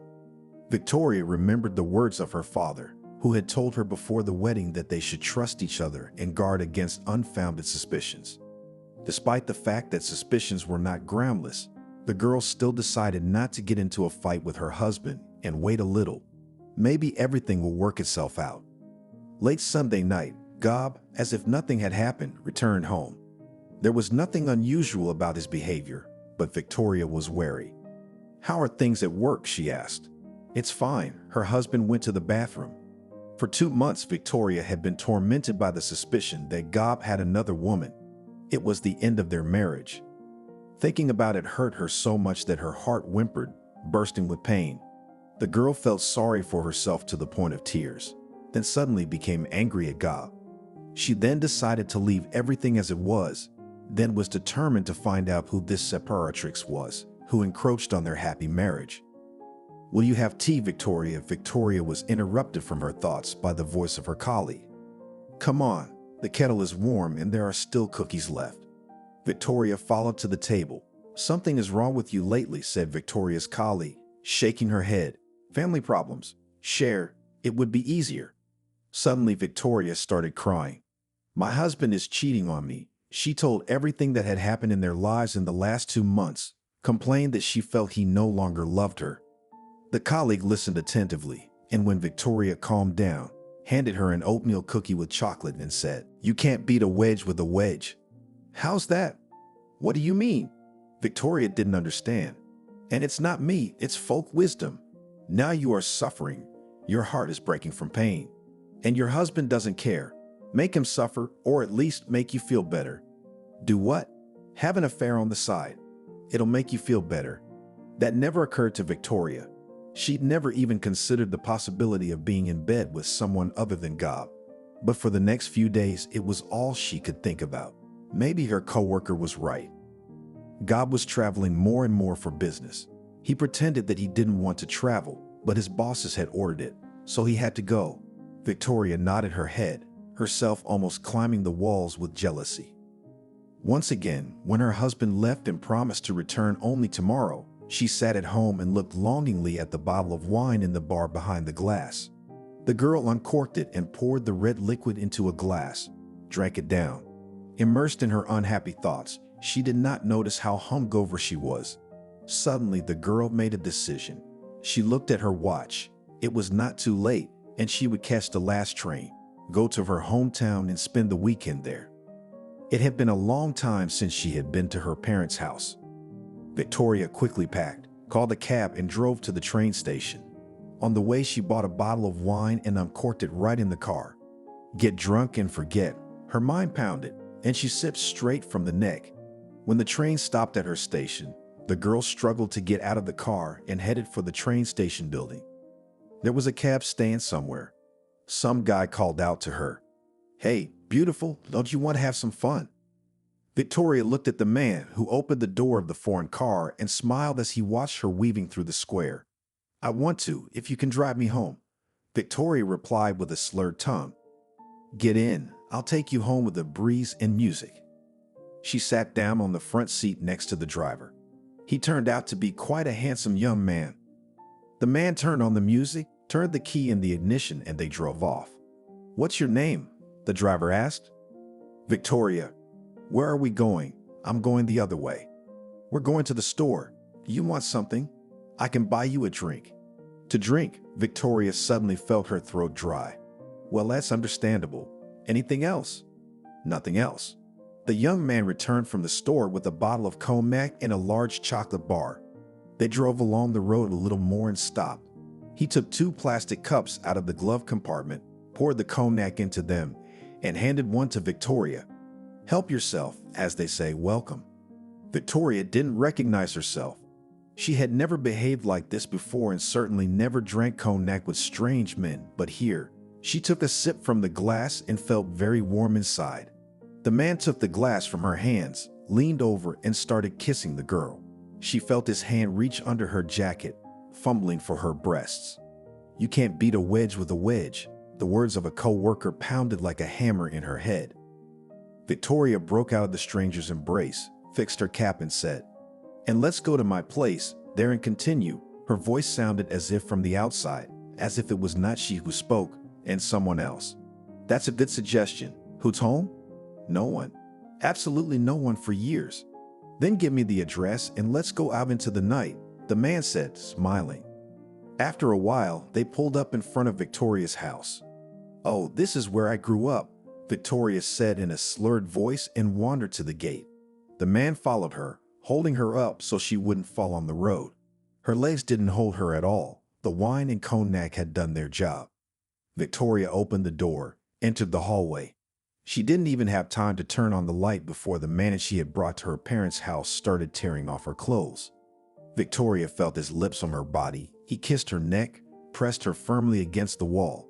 "Wedge, wedge, wedge, wedge." Those were the only words now guiding Victoria's actions. She suddenly giggled loudly, then laughed out loud. "You have a wife?"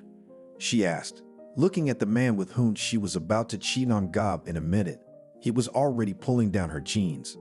"What's the difference?" the stranger said, breathing heavily. "Really?" Victoria said, feeling him pull the sweater over her head.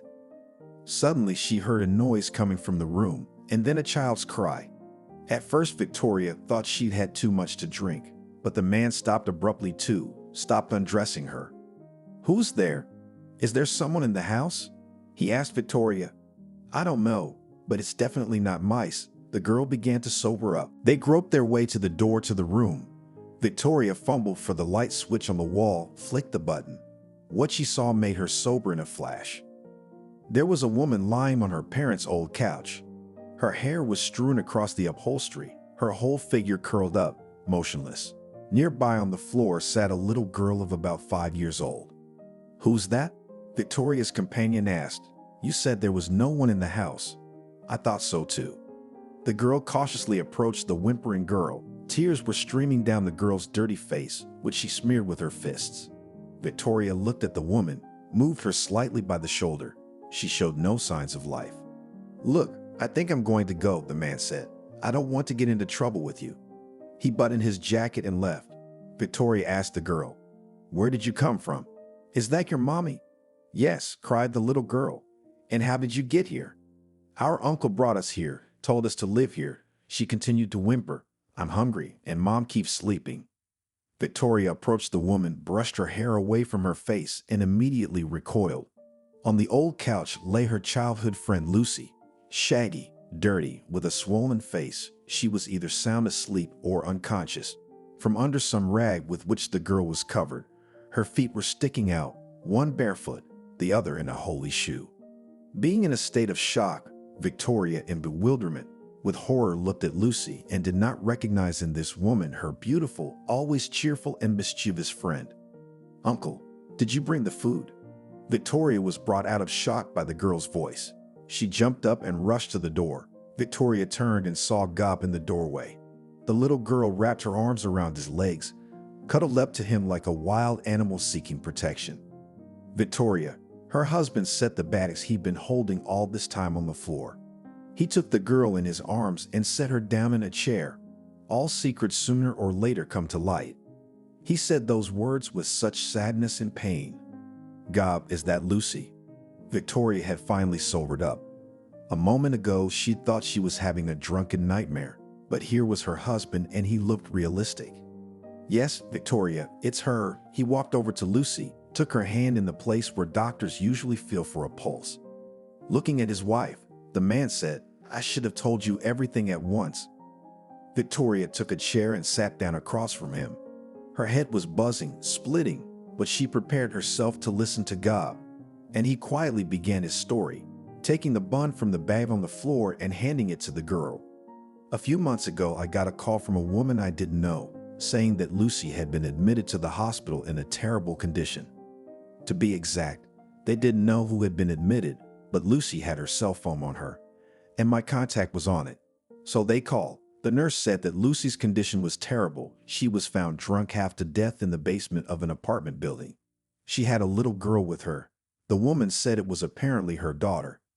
The little girl was sent to the police, and Lucy, waking up, made a scandal, yelling at everything, throwing herself and demanding her daughter back. The nurse said that the girl will be sent to a shelter and then to an orphanage, where the other relatives are unknown. Gob went to find out what happened to his longtime lover. At first, Lucy did not even want to even look in his direction, but he promised to help her get her baby back. Then she confessed that Maria was his daughter, whom she had given birth to about 5 years ago. "Do you remember when Lucy came to see you after our first night?" Gob asked, not looking Victoria in the eye. "She was pregnant, and she wanted to tell you about it, and then I came here with my declaration of love." "But how?" Victoria was speechless. Everything she'd heard from her husband seemed like nonsense. "She hated you and me, cut us out of her life. After giving birth to her daughter, Lucy drowned her sorrows in a bottle. Gradually, she stopped being asked to sew things. She drank more and more every day and eventually hit rock bottom." "And what about her parents?" Victoria asked, not understanding why the closest people did not help her friend. "They died in the fire. Their house burned down, and her parents didn't manage to get out and suffocated." Lucy stirred on the couch, wheezing quietly, wincing. "I didn't know what to do, afraid to tell you that Lucy and I have a daughter in common." Gob continued his story. "When I saw the state she was in, I realized that I had to help her. The first thing I did was move her to your house, and then, Victoria, then I snatched my daughter from the orphanage.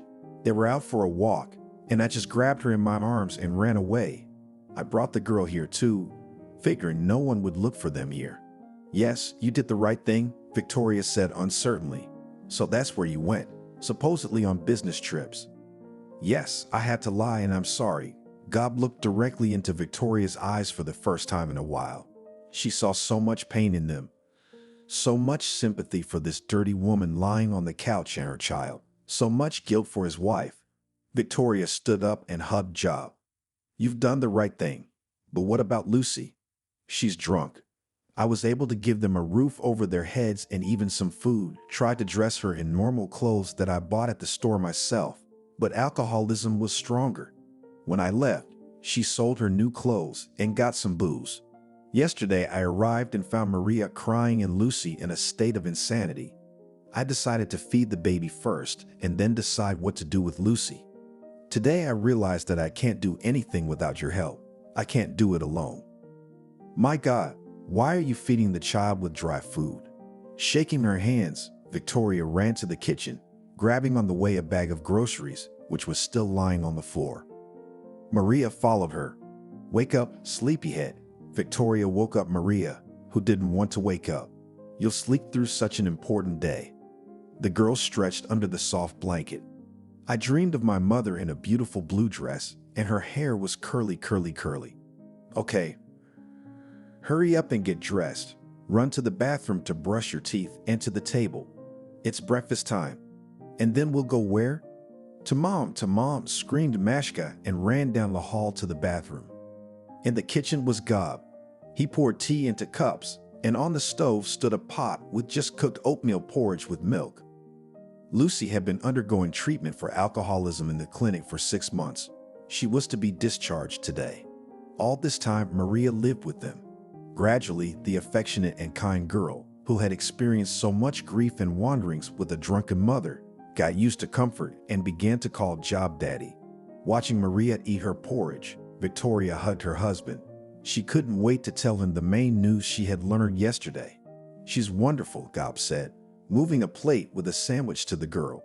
"She is, and soon you and I will have a baby, as wonderful as our Maria." A young blonde with long legs sat down on her desk and looked around the office, glancing at her co-workers. Putting her foot on her leg, she adjusted her short skirt and took out a cigarette, definitely lighting it. The other reporters couldn't say a word to her, for they knew Kathy was having an affair with the chief, and any careless word in her direction could have irreparable consequences. Take a drag on your cigarette. She felt like the ruler of the office, able to nail anyone who looked at her funny. The girl was overconfident, although she didn't stand out among her colleagues, except for her spectacular appearance, short skirt, and blouse with a deep neckline, showing off her breasts. Having worked at Washington's fashion magazine for a number of years, Katie was thinking of taking advantage of her connection with the chief to take a higher position with a corresponding salary and other privileges. Knowing that the editor-in-chief was highly respected by Joe, she couldn't say a word to him, though she kept thinking about taking over Lily's office. Katie didn't worry about how she looked, because she always knew that the chief would appreciate the next spectacular outfit and slap her on the ass as soon as her co-workers looked away or stared at their computers. Openly using her position, she did not hesitate to show her superiority over her colleagues, looking down on them and constantly joking at journalists who were unable to respond to her in a dignified manner. Remembering how she had appeared in this office, Katie was not ashamed to admit to herself that she had done everything possible and impossible to win the chief's favor. For a long time, he stared at her and licked his lips when he noticed the beauty's luscious form. A couple of months put everything in place, and after the first date, she invited Joe to her home. Finding himself in the predator's trap, he couldn't resist, and from that day on, he became a driven boss, from whom he could always get a more interesting assignment.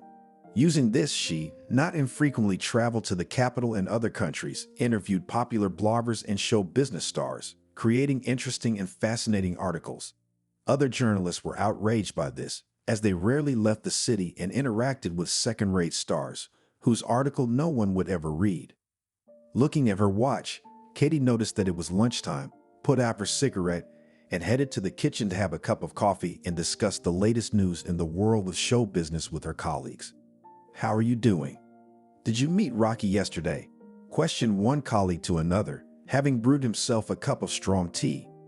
"Yeah, had trouble finding where he lives." The chief had promised an interview with a famous blogger, but it turned out that he was just another loser who got fame because of an unfortunate fall on camera. Talking to him was not interesting and, to put it mildly, not exactly pleasant. "But money can't smell," Lucy replied. "You're the lucky one." "I had to go to a village outside of town yesterday to interview a singer whose voice improves crops. I don't know about the crops, but when she started singing, for a moment I thought my ears were going to bleed. It was so painful and unbearable that I wanted to run away, cower in a corner and cry." Tony complained back. "I thought that being a journalist in a fashion magazine was something special, a chance to meet famous and talented people whose stories were fascinating and gave me goosebumps," Nanny said, coming into the kitchen for a little refreshment. "Why are you always complaining? I just came back from the capital. Do you know how tired I was during the flights, and there was no place in business class? I had to fly with ordinary people who not only can't earn money for a better ticket, but also, it seems, don't know how to use deodorant." Kathy got into the dialogue. "Oh well, why should you complain? You have all the most interesting stars who are ready to give interviews for hours. I had to listen to this rural vocalist for more than 5 hours in order to write even a small note, and then I spent the rest of the night picking up the material, which is not interesting to call interesting," Tony responded categorically. "But it's not my fault that I'm the best at what I do, and Joe gives me the most difficult and demanding assignments," Katie replied, trying again to tease her colleagues. "Yeah, or just someone who sleeps with the chief unlike the rest of them, pulling up her short skirt day and night." "Quiet, Trey," Lucy muttered, hoping no one would hear that.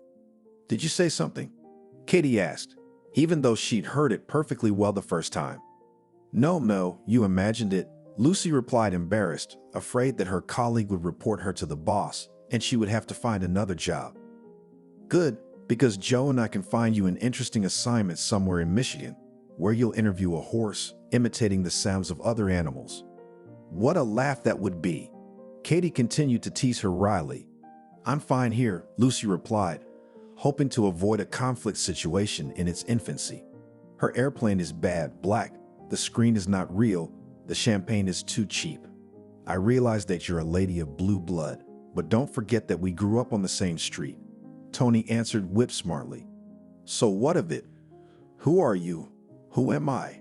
Katie reacted to her colleague's remark. I'm a journalist, just like you. We have the same position. Yes, the salary sometimes differs, but here the reason is not in professionalism or experience, but in the fact that I have an affair with the chief, but there is no way. Continued to tease his colleague, the man with a cup of hot coffee in his hands. Oh, who's stopping you?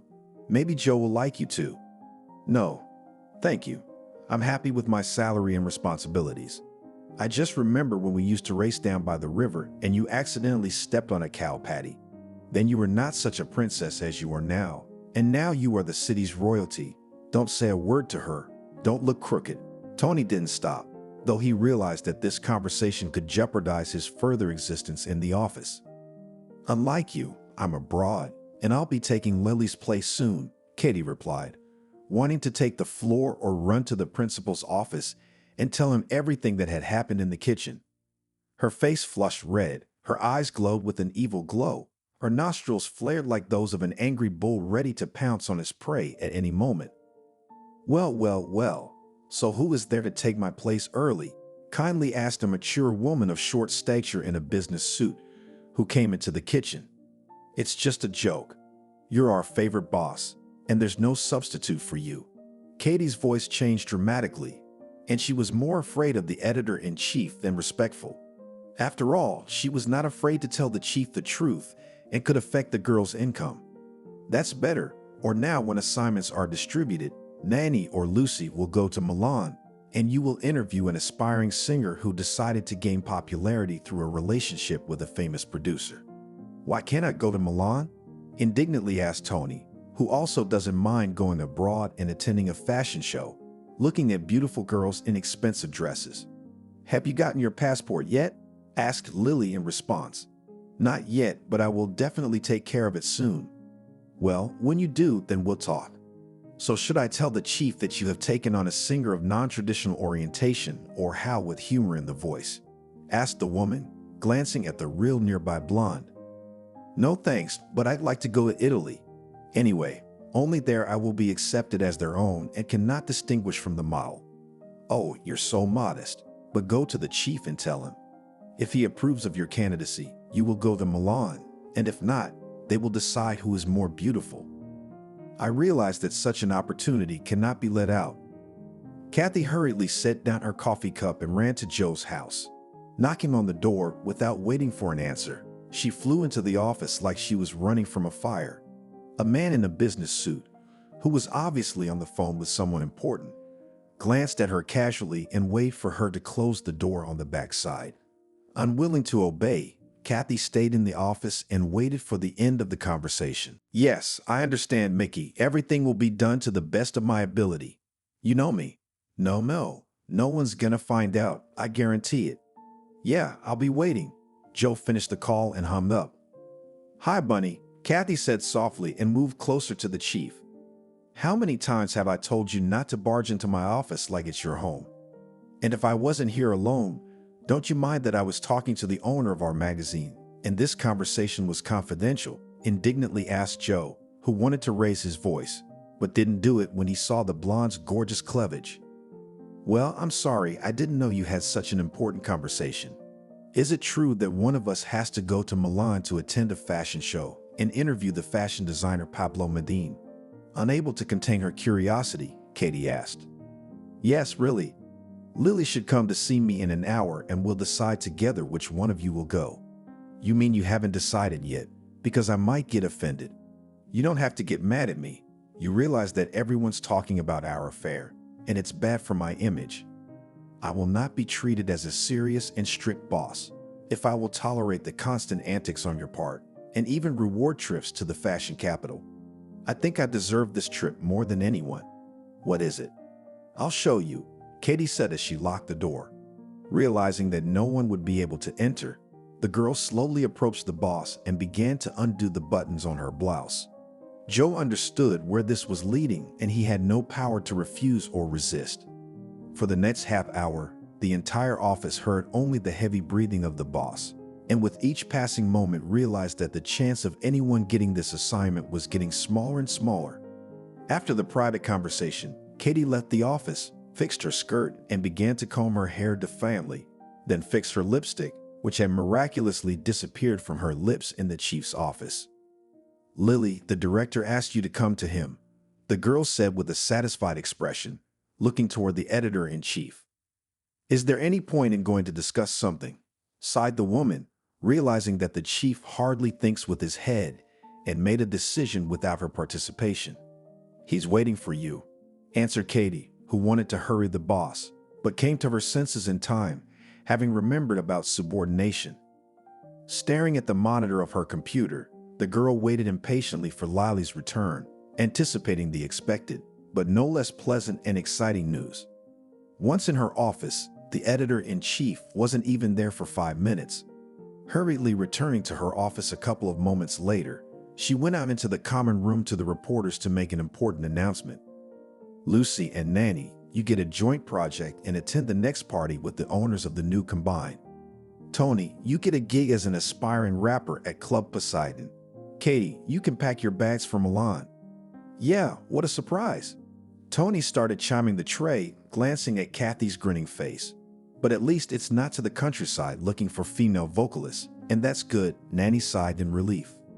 "I told you that everything will fall into place and everyone will get what they deserve," Kathy said with her head held high, once again demonstrating her superiority over her colleagues. Leaving the workplace, the girl took the prepared ticket and assignment to prepare questions for the interview and take some good pictures. Returning home, she started hurriedly packing, going through exquisite dresses, expensive shoes, and jewelry.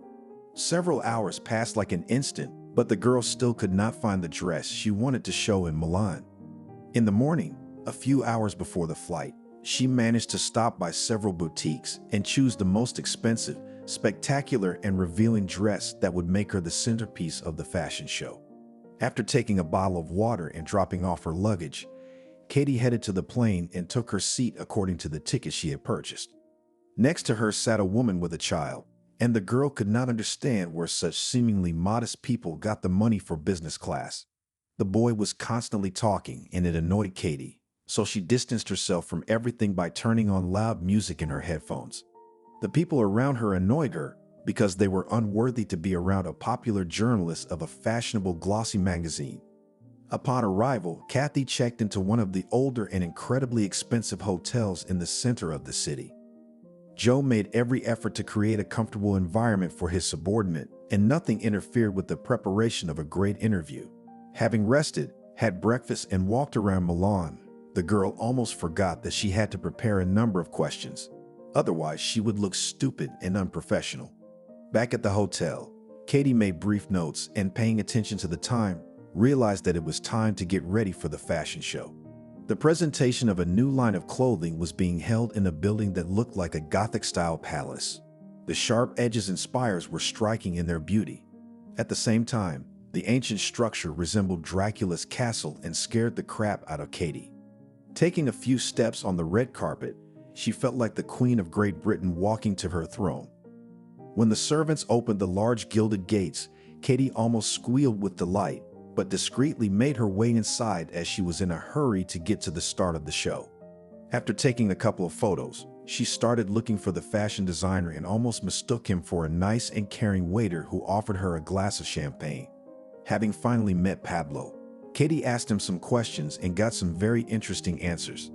Of course, there were problems due to the fact that the girl did not know English well enough, and with Italian she had even worse. But she and the fashion designer managed to understand each other. The man paid attention to the fact that the girl was not experienced enough to communicate with him, but her beauty smoothed out this problem. At first, Pablo even wanted to call the office of the magazine and complain about Kathy. Well, he forgave her. But the vulgar dress, picked up in Washington, he was embarrassed much more. At one point, The fashion designer couldn't stand it any longer and recommended that Kathy go back to the hotel because wearing such an outfit would be mistaken for an easygoing girl and it would cause her a lot of trouble. What? How dare you? Do you know how much the dress cost? Katie, who had paid a month's salary for it, objected indignantly. I'm sorry, I don't know anything about rags, Pablo replied rudely, tired of the tastelessness. Who the hell are you? Today everyone knows you, and in a week I will forget your name, said the angry journalist, who decided to switch to you. I think it's time for you to leave. If you think otherwise, our guard will help you find your way out, calmly responded the fashion designer, who waved his finger at the bodyguard. Thank you, I'll find it myself. Katie snorted, realizing that she needed to leave the building immediately to avoid more problems. Back at the hotel, she couldn't calm down for a few more hours and admiring herself in the mirror. She resented the fact that the fashion designer didn't appreciate her dress. A few hours later, Kathy received a call from the chief asking how the meeting had gone. Kathy decided not to talk about the incident and lied that everything had been great. An hour later, Joe called back. His voice was excited. It went well, you said. He began. Yeah, what happened? Kathy replied with apprehension in her voice. I just got a call from the fashion show complaining about a rude girl who looked like a country bumpkin dressed as a girl with easy access. What do you think you're doing? I didn't send you there to embarrass me. Joe continued indignantly. He started insulting me, so I answered him. The girl tried to justify herself. It's your job to listen to what you're told and write it down, not to answer. No one is asking your opinion. I explained these simple basics of your job clearly enough. Don't talk to me like I'm a little girl or a stupid girl. But you're not a little girl. I have my doubts about the other one. Just because you can satisfy me doesn't mean you can be rude to people and jeopardize the reputation of our magazine. Do you understand? Yes, I understand. I'm supposed to listen and be quiet, Katie shouted, tired of not being treated like a valued professional, and put the phone down. Having prematurely ended the conversation, Joe tried to dial the girl again, but realized that she did not want to continue the conversation.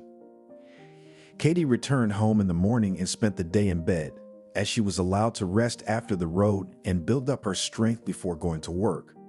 The next morning, she takes a long time to get ready before driving to the office, as she has to shine in front of her coworkers. Not giving up hope of taking the editor-in-chief position, Katie hurries to work and manages to run into the office a couple of minutes before the boss shows up. Joe was still angry at the girl after the recent conversation, so he decided to bypass her without even looking at Kathy. Such an attitude offended her, but she was still angry with the chief too, so she decided that it was better to avoid the conflicts, as she didn't want to find out the relationship at all. During the next lunch break, Katie did not miss the opportunity to talk to her colleagues and show them her superiority. But how were the last 2 days? Tony asked his colleagues. It's been unbelievable, Lucy replied. Yeah, unbelievably awful and disgusting, Nanny added. I agree. I never thought that a corporate party could be so boring and dull. How's it going with you? Oh, I've been to that Poseidon. When I got there a half hour early, I thought all the audience and guests would gather later, but it turned out that those 5 people of dubious appearance who were standing nearby were all those who decided to listen to this rapper. I understand everything, of course, but I've never heard a more horrible voice. It seemed to me that the song should have a sense or at least understandable words, but here everything is just past. Disappointed, said Tony, who had clearly had a better weekend than his colleagues. And I was on a plane with a creepy mom and a clingy kid. But that's not even close, because in Milan I was promised the most expensive hotel. But they gave me some lair with no safe and no free minibar, intervened Katie, who decided to complain about her business trip. Yes, indeed, no minibar. It's a disaster. How can you only tolerate such conditions? Replied Tony with a sneer, who was tired of listening to the royal requests of his colleague. I don't know, but I hope it will be easier when I'm editor-in-chief, Katie replied, not realizing that her colleague was openly joking with her and grinning, waiting for some stupid or ridiculous reaction. Who's going to fire me again? Said Lily, who had not caught the journalists at their desks again. Oh, come on. No one is going to fire you. But we understand the age, and grandchildren will soon start growing up. Someone has to take care of them, Kathy replied, her voice softening considerably as she was startled by the unexpected appearance of her boss. The grandchildren are still small, so they'll be with the nanny, but I will try to bring you up. That's your first concern, by the way, Lily said, glancing at Katie. What about me? I'm always ready to do anything you tell me to do. We'll see about that. Finish up and get back to your desks. I have some interesting assignments. The editor-in-chief summarized and went to her office to prepare the paperwork. Having received the next assignment, Katie decided that the best way to take the place of the boss was to start to serve, earning conditional pluses. Adhering to this plan, the girl openly sycophanted, running on all tasks and assignments, performing them not qualitatively enough, but as fast as possible. Day by day, she collects pluses and has no doubt that in the near future she will take Lily's place or at least become her assistant. A couple more days go by and Joe asked everyone to take a break from work and gather in his office in 10 minutes. Come on in, have a seat. I have what I think is great news for you, Joe said as soon as his subordinates entered his office. Have you decided to fire Kathy? Tony decided to make a joke, but he realized from the look on the director's face that the joke had failed. I'll think about which of the journalists will be at our magazine, the boss answered, frowning one eyebrow. So what did you want to tell us? Lily wondered, trying to prevent a conflict situation and to save Tony from the chief's anger. Very soon there will be a new employee in our team. It is a young girl who will become an ornament of our team and, I hope, will help to increase the rating of the magazine. Another journalist, Lucy, asked. No, your staff is fully staffed and does not need additional personnel. On the contrary, there is one more extra place, but that's not what I'm talking about now. I've decided to bring in an assistant editor-in-chief to lighten the load on Lily. Besides, fresh ideas and creative projects won't interfere with the development of our magazine. What? An assistant editor in my place? Katie was very indignant, not hiding her displeasure.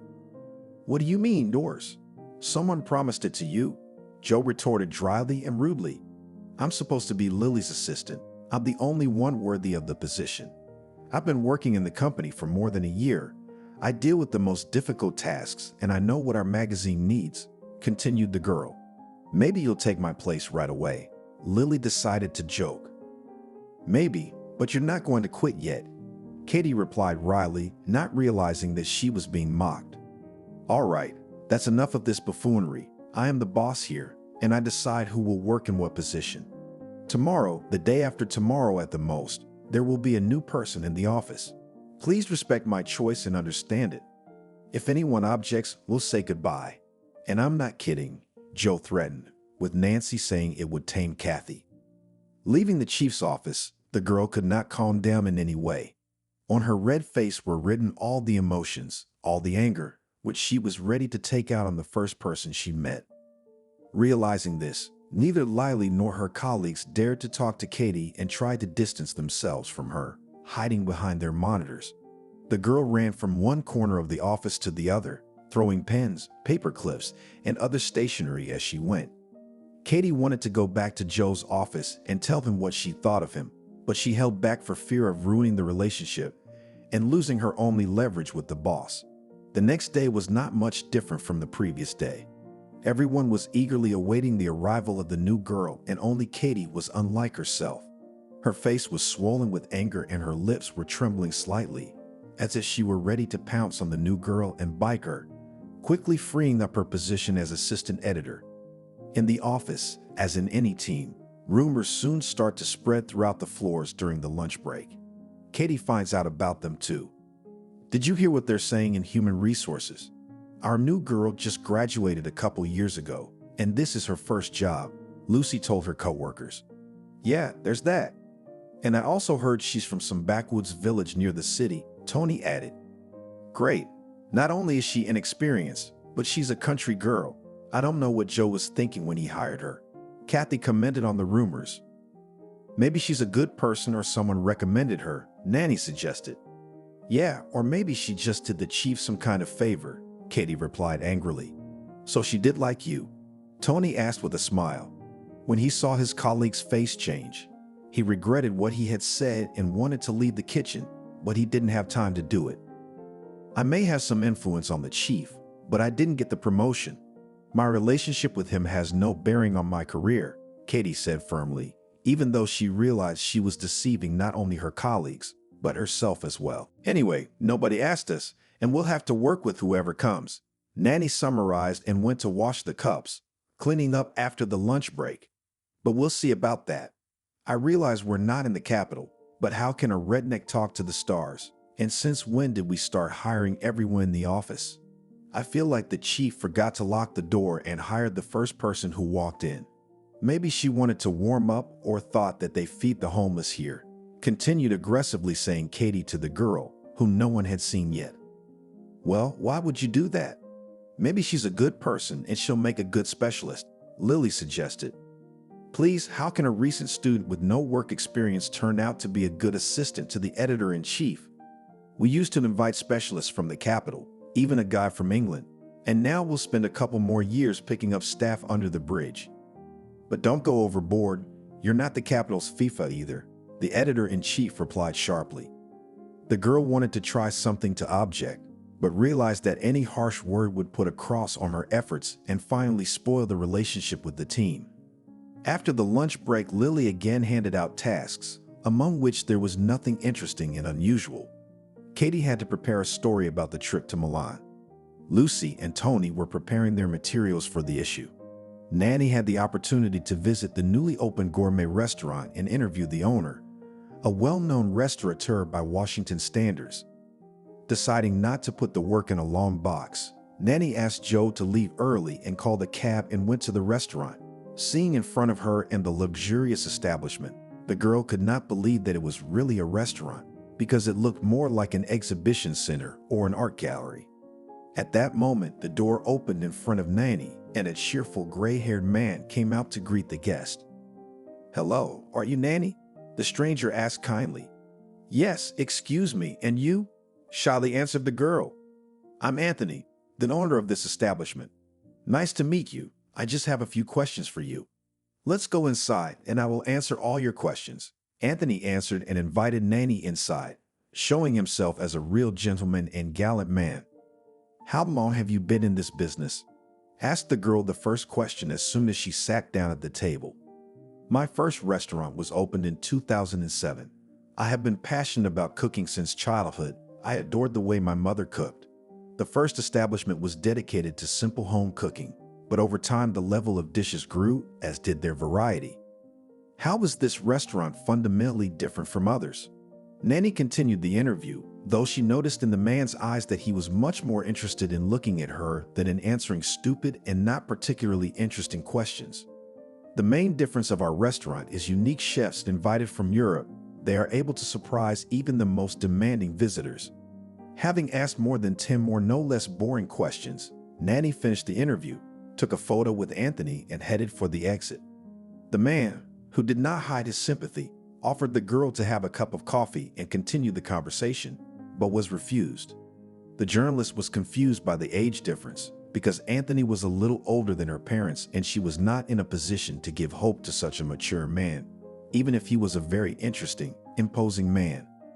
The next morning was no different from the previous one. All the employees were hurrying to get to their workplaces as soon as possible, so as not to arouse the anger of the boss. Only Kathy was calm and casually chuckled at her hurried co-workers afraid of Joe. Seated on the edge of the table, the girl smoked, frankly demonstrating her fearlessness before her superiors.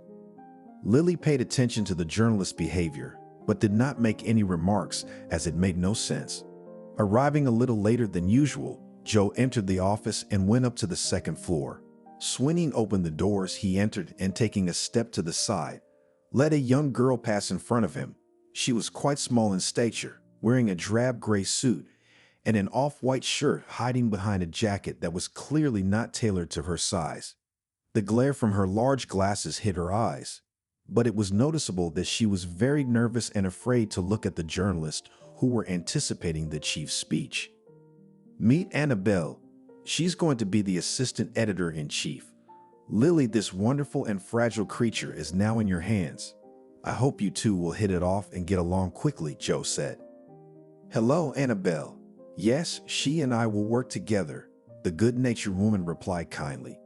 My God, and this will work with us, Katie exclaimed, not hiding her attitude toward the girl.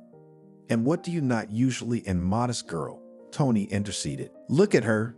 Not only is she a redneck, but she has no taste. How is this gray mouth should work with famous personalities? Actually, she will not go to meetings or interviews. Try to justify the appearance of the girl Lucy. So then, should we hire ugly people for the position of assistant editor-in-chief? How can such a wretch work in a fashionable glossy magazine? Did not stop Katie. Joe, hearing the girl's unflattering speech, became indignant and began to boil like a kettle that is about to steam from the spout. Kathy, to my office at once, shouted the chief, menacingly looking her straight in the eye. Hearing the chief's order, the girl was in no great hurry to obey, and defiantly and unhurriedly made her way to Joe on the carpet. Sorry, Annabelle, we have such personnel. The man apologized and left to his office. Don't worry, she's like that with everyone. Lily tried to cheer Annabelle up. I'm not worried. I've seen more like her. It's just strange that she doesn't know me at all, and she already allows herself to address another person like that. The assistant editor-in-chief replied. Meanwhile, Joe flew into his office like a bullet and, slamming the door, ran up to Katie, who had taken a seat on his desk. What do you think you're doing? Are you out of your mind or what? Maybe I should remind you where I got you out of. Angrily began to ask the man who didn't want to hear any excuses for such behavior and antics. Oh, as if I couldn't have done it without you, Katie said in response. What could you do without me? You be doing cow's tails instead of interviews. Paul called me and told me how rude you are. It's not the first time I complained, but I put up with it. I try to get you the best assignments, and what do you get in return? Do you want mushroom hunters to find me in the woods in spring or fishermen to catch me on a fishing rod? Stop making things up. I'm dealing with her as I see fit. Don't you dare mess with Annabelle, or you'll be looking for a job somewhere else, the chief warned. But that only made Katie hotter. She nodded approvingly and put her arm around the man's shoulders to calm him down and stop yelling. At the same time, the girl was not going to stop halfway, because she saw her as a direct rival and a person who would take away her higher position. Leaving the chief's office, she returned to her desk and waited for Annabelle, who had gone with Lily for a quick tour of the office, to return.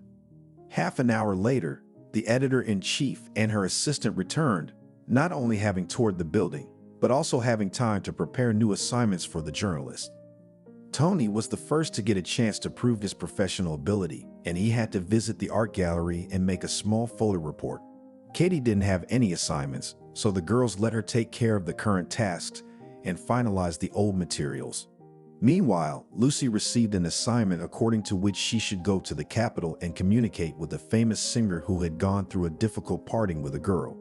Katie was offended that this time she was not going to the Capitol, and without thinking long, she decided to show her displeasure. Since when is Lucy going to the Capitol and not me? Do you think she's any better than me, Katie? Stop it. Annabelle, and I thought it was for the best. You still haven't submitted your last 2 articles, so focus on them, Lily replied. So you and Annabelle are the ones who decided to send someone who doesn't know anything about clothes or people.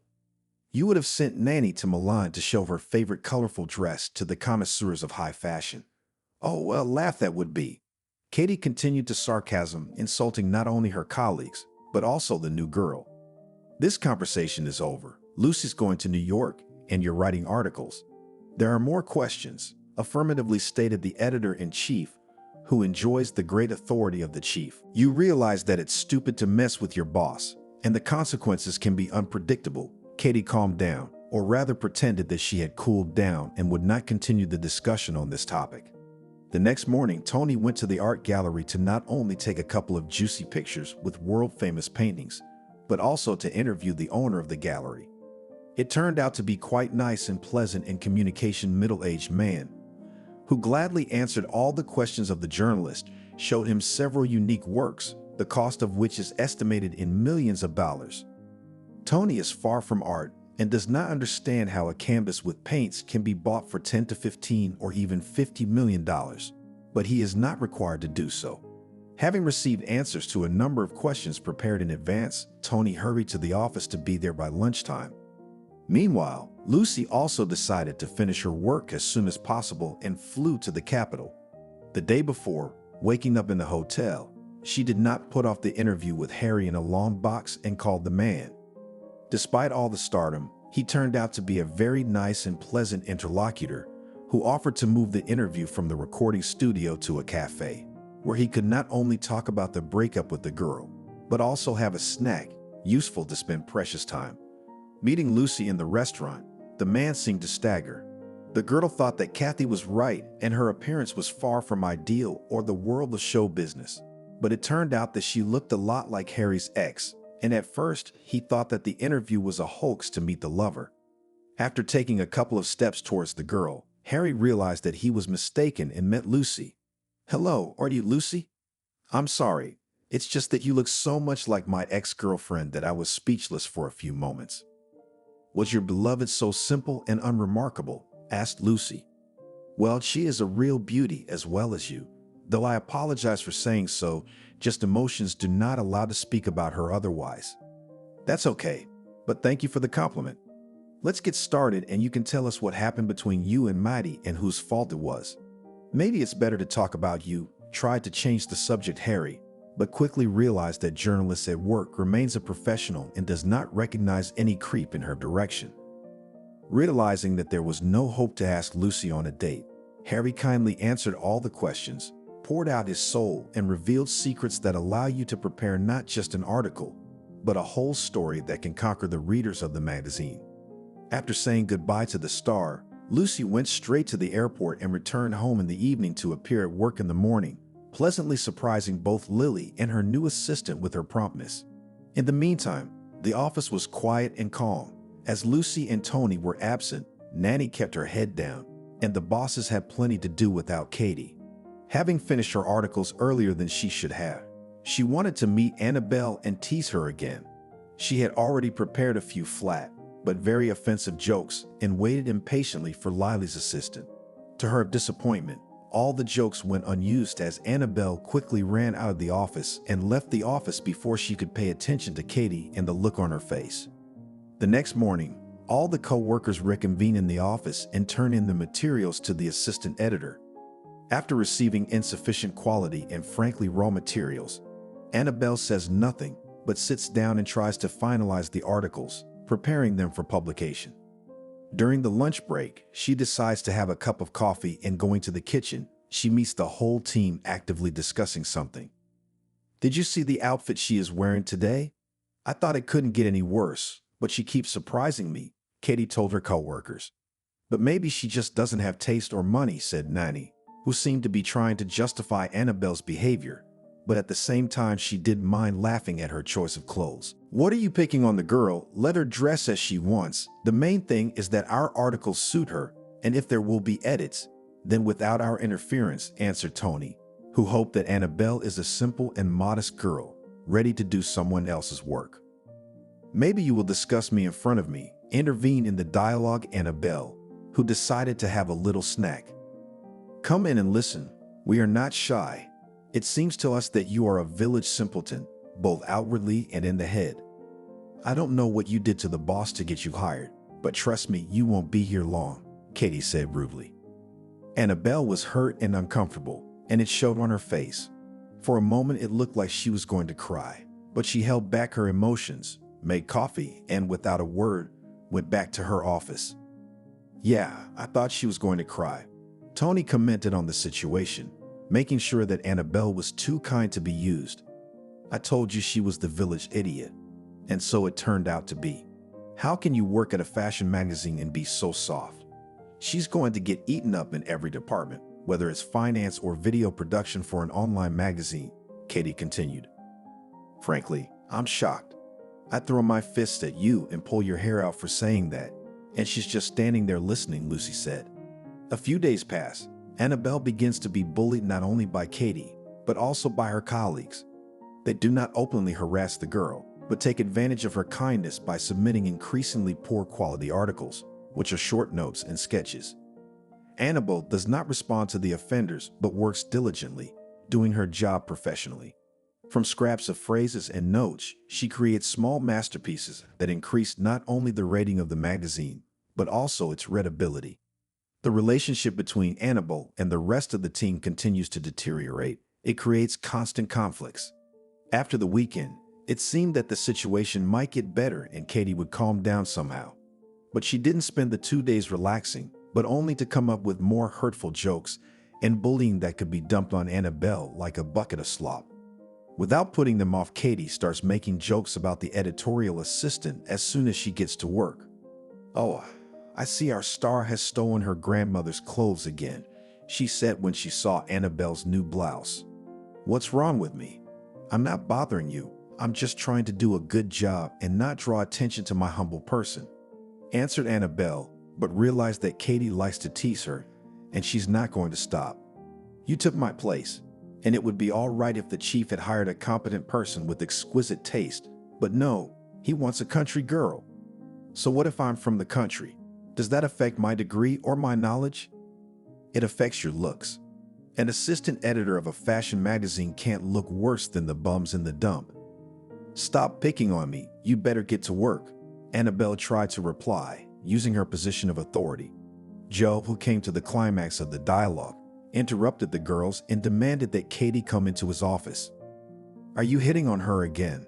How else can I explain to you that she can't be touched?" The chief tried to calm Katie down again. "Why are you so protective of her? Is she your daughter or maybe your wife?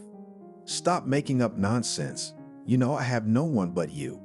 Then why did she take my place? And why did you think you should get the assistant editor's job? Just because you go on the most interesting assignments doesn't make you a good employee." "Oh, that's it. So you want me to humiliate and insult her even more," said Katie, who was ready at any moment to lash out like a rabid dog at poor Annabelle. "Don't you dare touch her or I'll fire you. Believe me, if it's between the two of you, I'll throw you out on the street without a blink of an eye." "Oh, I'm not going anywhere. I'll go to any other magazine. We're not in a collective farm here.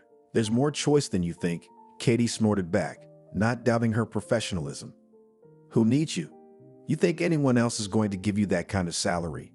If you play this game, you won't even be writing horoscopes for the village newsletter.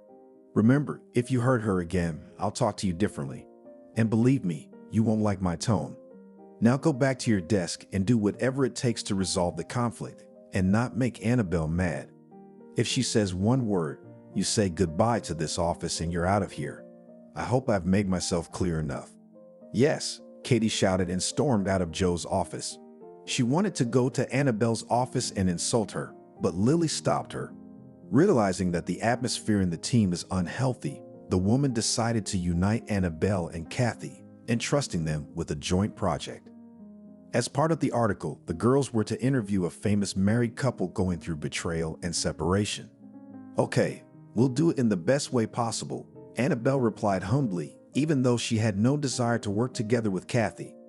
"Yes, we'll have everything ready as soon as possible," Katie grumbled, wanting to strangle the girl rather than work with her on the same material.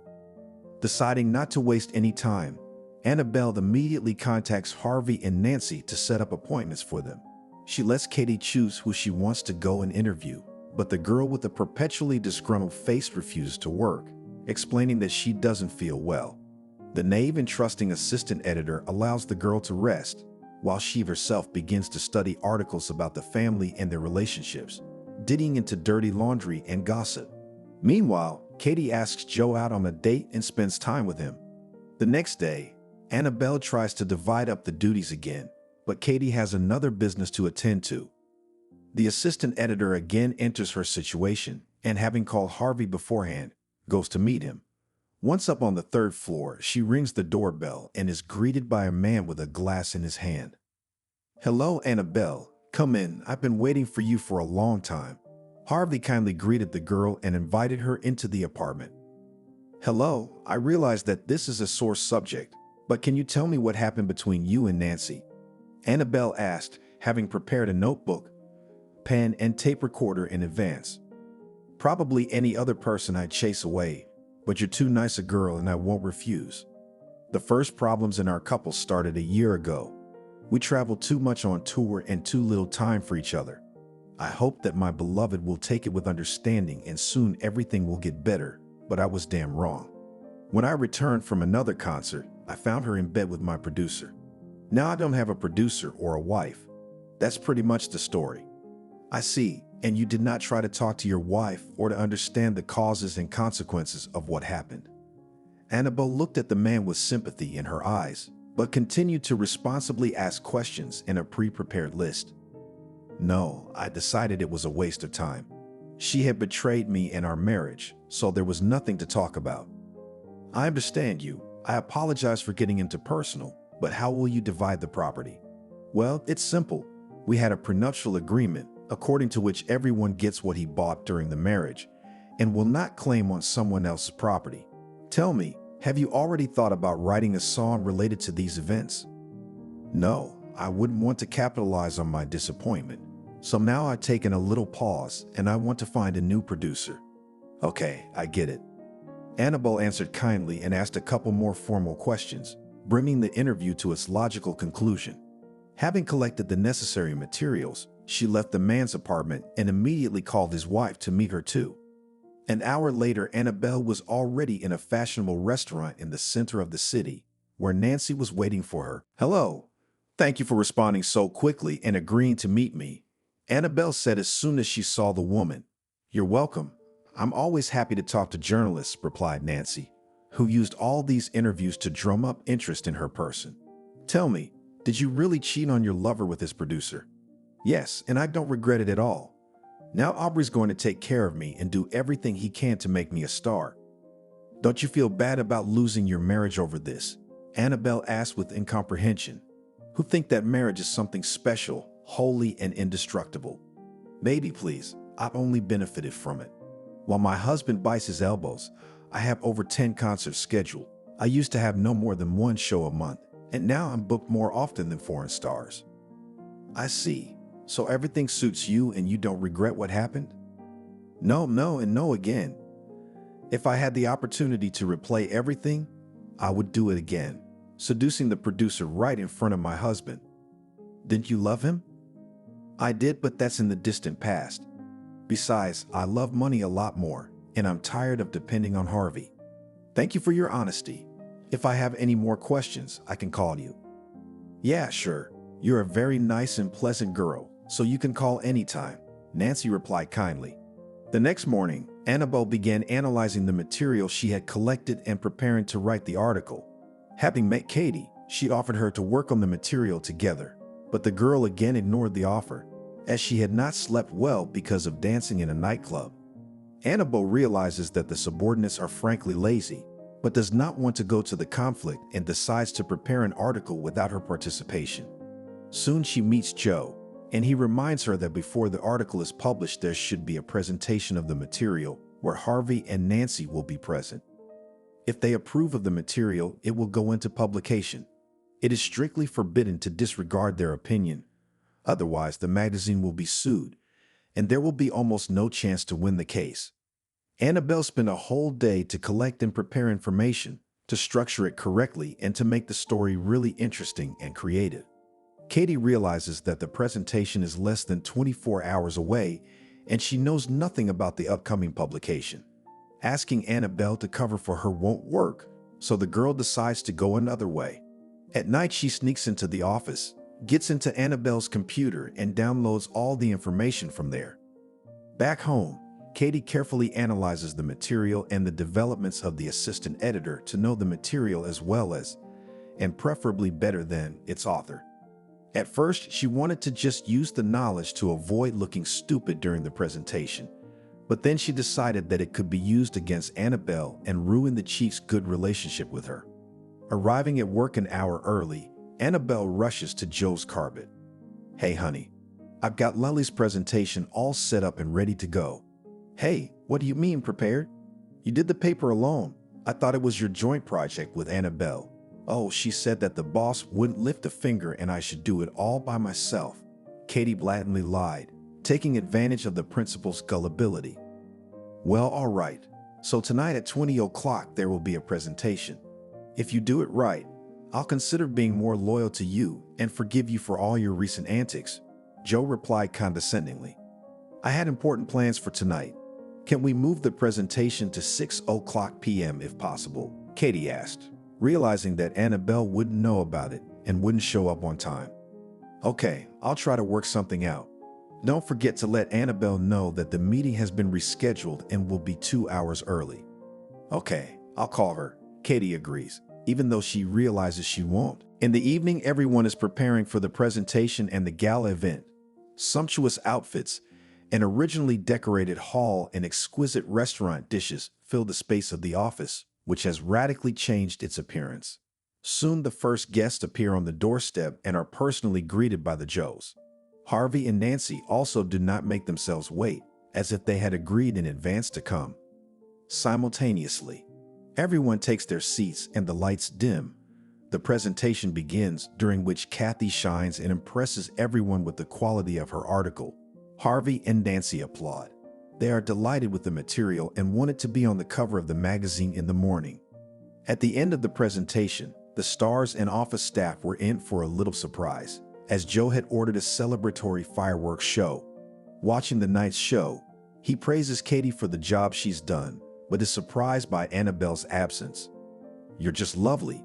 The material turned out great. Harvey and Nancy are thrilled with what you've done. By the way, where's Annabelle? Did she get held up or did something happen? Annabelle says she wasn't feeling well and couldn't attend the presentation. I have to admit, it's not the first time she's said that. And I thought she was just lazing around, ignoring the joint project. Katie continues to lie blatantly, taking advantage of the boss's gullibility. That's weird. That's not like her at all. Maybe something really did happen. Joe began to worry. He tried to dial Annabelle, but the girl didn't answer the phone. You see, she just doesn't have time to do her work, and you accuse me of nagging her. Okay, I'll talk to her tomorrow. Kathy, who had successfully realized the cunning plan, was over the moon and considered the salute as a victory celebration, foreshadowing a promotion. She had no doubt that Joe would fire Annabelle, who had failed a responsible project, and Katie would take her place. While the girl drinks champagne and smiles wickedly, considering herself a winner, Harvey and Nancy decide to talk to Joe. As it turns out, they know each other well and have crossed paths more than once at celebrations. Hey Joe, that was a great presentation. We love it. A little bit more and we would have woken up the desire to make up, admitted Harvey. I agreed, the material was phenomenal, Nancy added. Hi, thank you. We tried our best. Kathy did her best to get the most out of herself. Joe happily accepted the compliments. Who's Kathy? With a look of incomprehension in his eyes, asked Harvey. I mean, Kathy is our journalist. She's been doing a story on you. I don't know who we're talking about, but we were interviewed by a girl named Annabella. That can't be right. Joe was surprised and called Katie over to introduce her to the family. Hello, girl. Harvey and Nancy greeted the reporter synchronously. This is Kathy. She was writing an article about your personal life and the disaster your family had to face. This is some kind of imposter. We've been talking to a completely different, more sweet and gentle girl, and this is the first time we've seen this Kathy of yours, Harvey replied, causing Joe to look surprised. You must be confused about something, Katie interjected, but realized from the look on the stars' faces that she had done it in vain. So you're not only a fraud and an imposter, but you're also cheeky, Nancy retorted, realizing that Kathy was using someone else's work and passing off the article as her own. Joe put the simple puzzle together in his head and realized what she was talking about, trying not to slip up in front of his friends. He apologizes for the inconvenience and, grabbing Katie's hand, leads her away. Now tell it like it is or I'll fire you, Joe threatened. Tell me what? I was getting ready, but it was really Annabelle who drove up to meet them. But I wrote the article myself. Katie continued to deny it. Tell the truth or you'll be out collecting change tomorrow, the chief said even more threateningly, shaking the girl violently. I didn't do anything. I just downloaded the article from her computer. Did you do something with it? Why isn't Annabelle at the presentation? She just doesn't know. She thinks the meeting is at 8 p.m. Katie admitted and started crying to elicit pity from the man. Joe no longer gives in to the girl's tears as he has lost the last of his trust in her. Running to his car, he got behind the wheel and without wasting a minute, he headed to Annabelle's house to apologize for the embarrassment and invite the girl to the party. As he pulled up to the driveway, he met the girl just as she left for the party scheduled for 8 p.m. Running up to Annabelle, Joe felt guilty and wanted to fall to his knees in front of her, but held back to save the face of the powerful principal.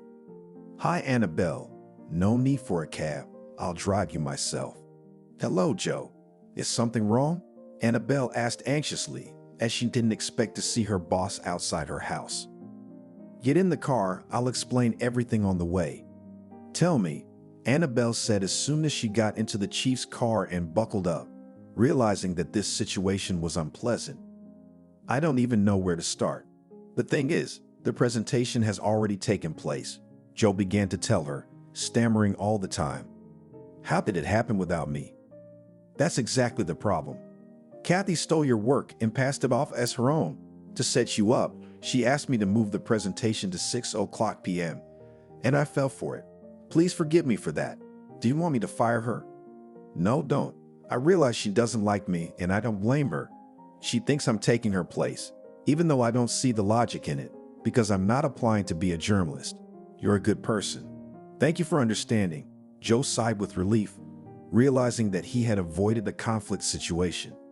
After arriving at the party, Annabelle does not communicate with Katie and does not pay attention to her.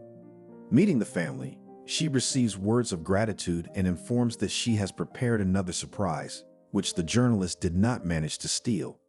As it turned out, Annabelle prepared a small slideshow, collecting unique photos that are almost impossible to find on the web.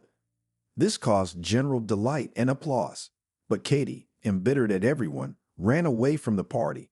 The next morning, everyone was waiting impatiently for Kathy's arrival, realizing that after yesterday, she was waiting for a serious conversation with the chief. As soon as the girl appeared in the office, Lily invited her to her room to prepare her for the dialogue with Joe, and at the same time to try to shame her a little. The woman tried to see in Katie the torment of conscience or regret, but after a couple of minutes of communication realized that she would find neither the first nor the second. Realizing that dialogue was useless, she let the journalist go, allowing her to go to the chief on the carpet. "Hello, Joe. You wanted to see me?" "Well, hello, Katie. Come in.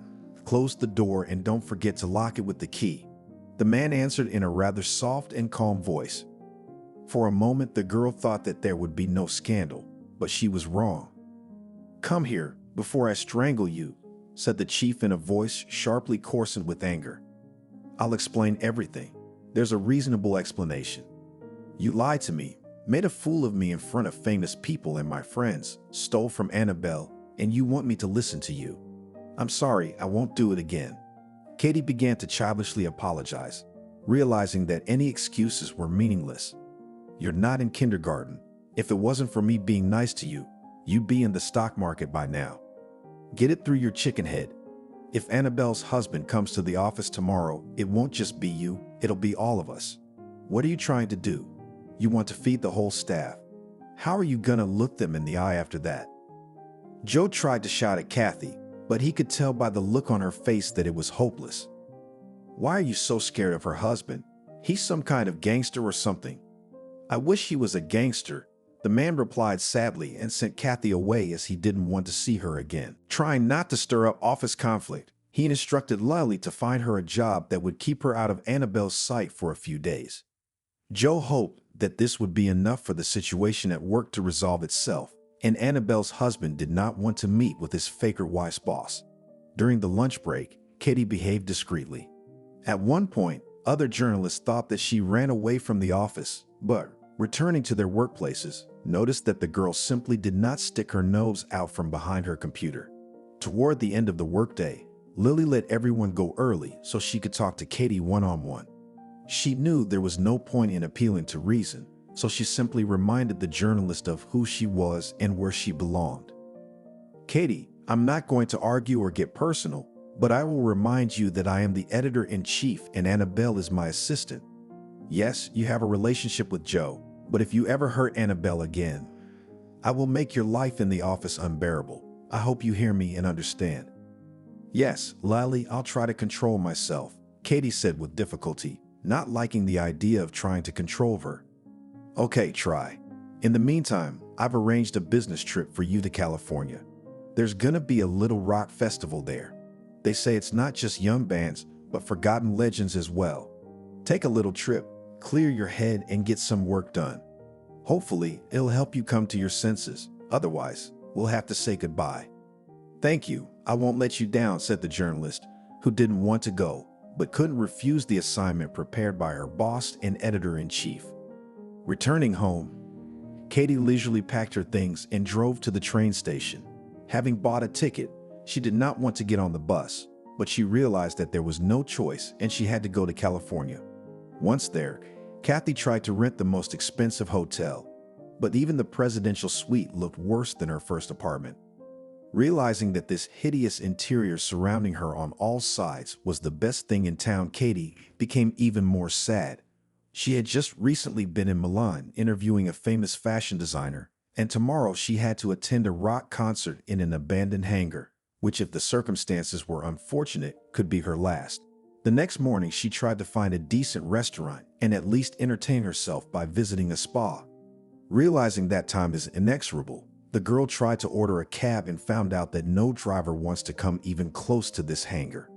Realizing that the party would be memorable, Katie dreamed of escaping, but couldn't do it as she didn't want to lose her job. Finding herself in the hangar, she was pleasantly surprised because outside the sad and dull building inside was filled with light and spectators who supported their favorite rock performers. The girl managed not only to make some bright photos, but also to have a good time, forgetting about all the bad things. Back in Washington, Katie thought that she would be able to get away from the problems at work and avoid socializing with Annabelle.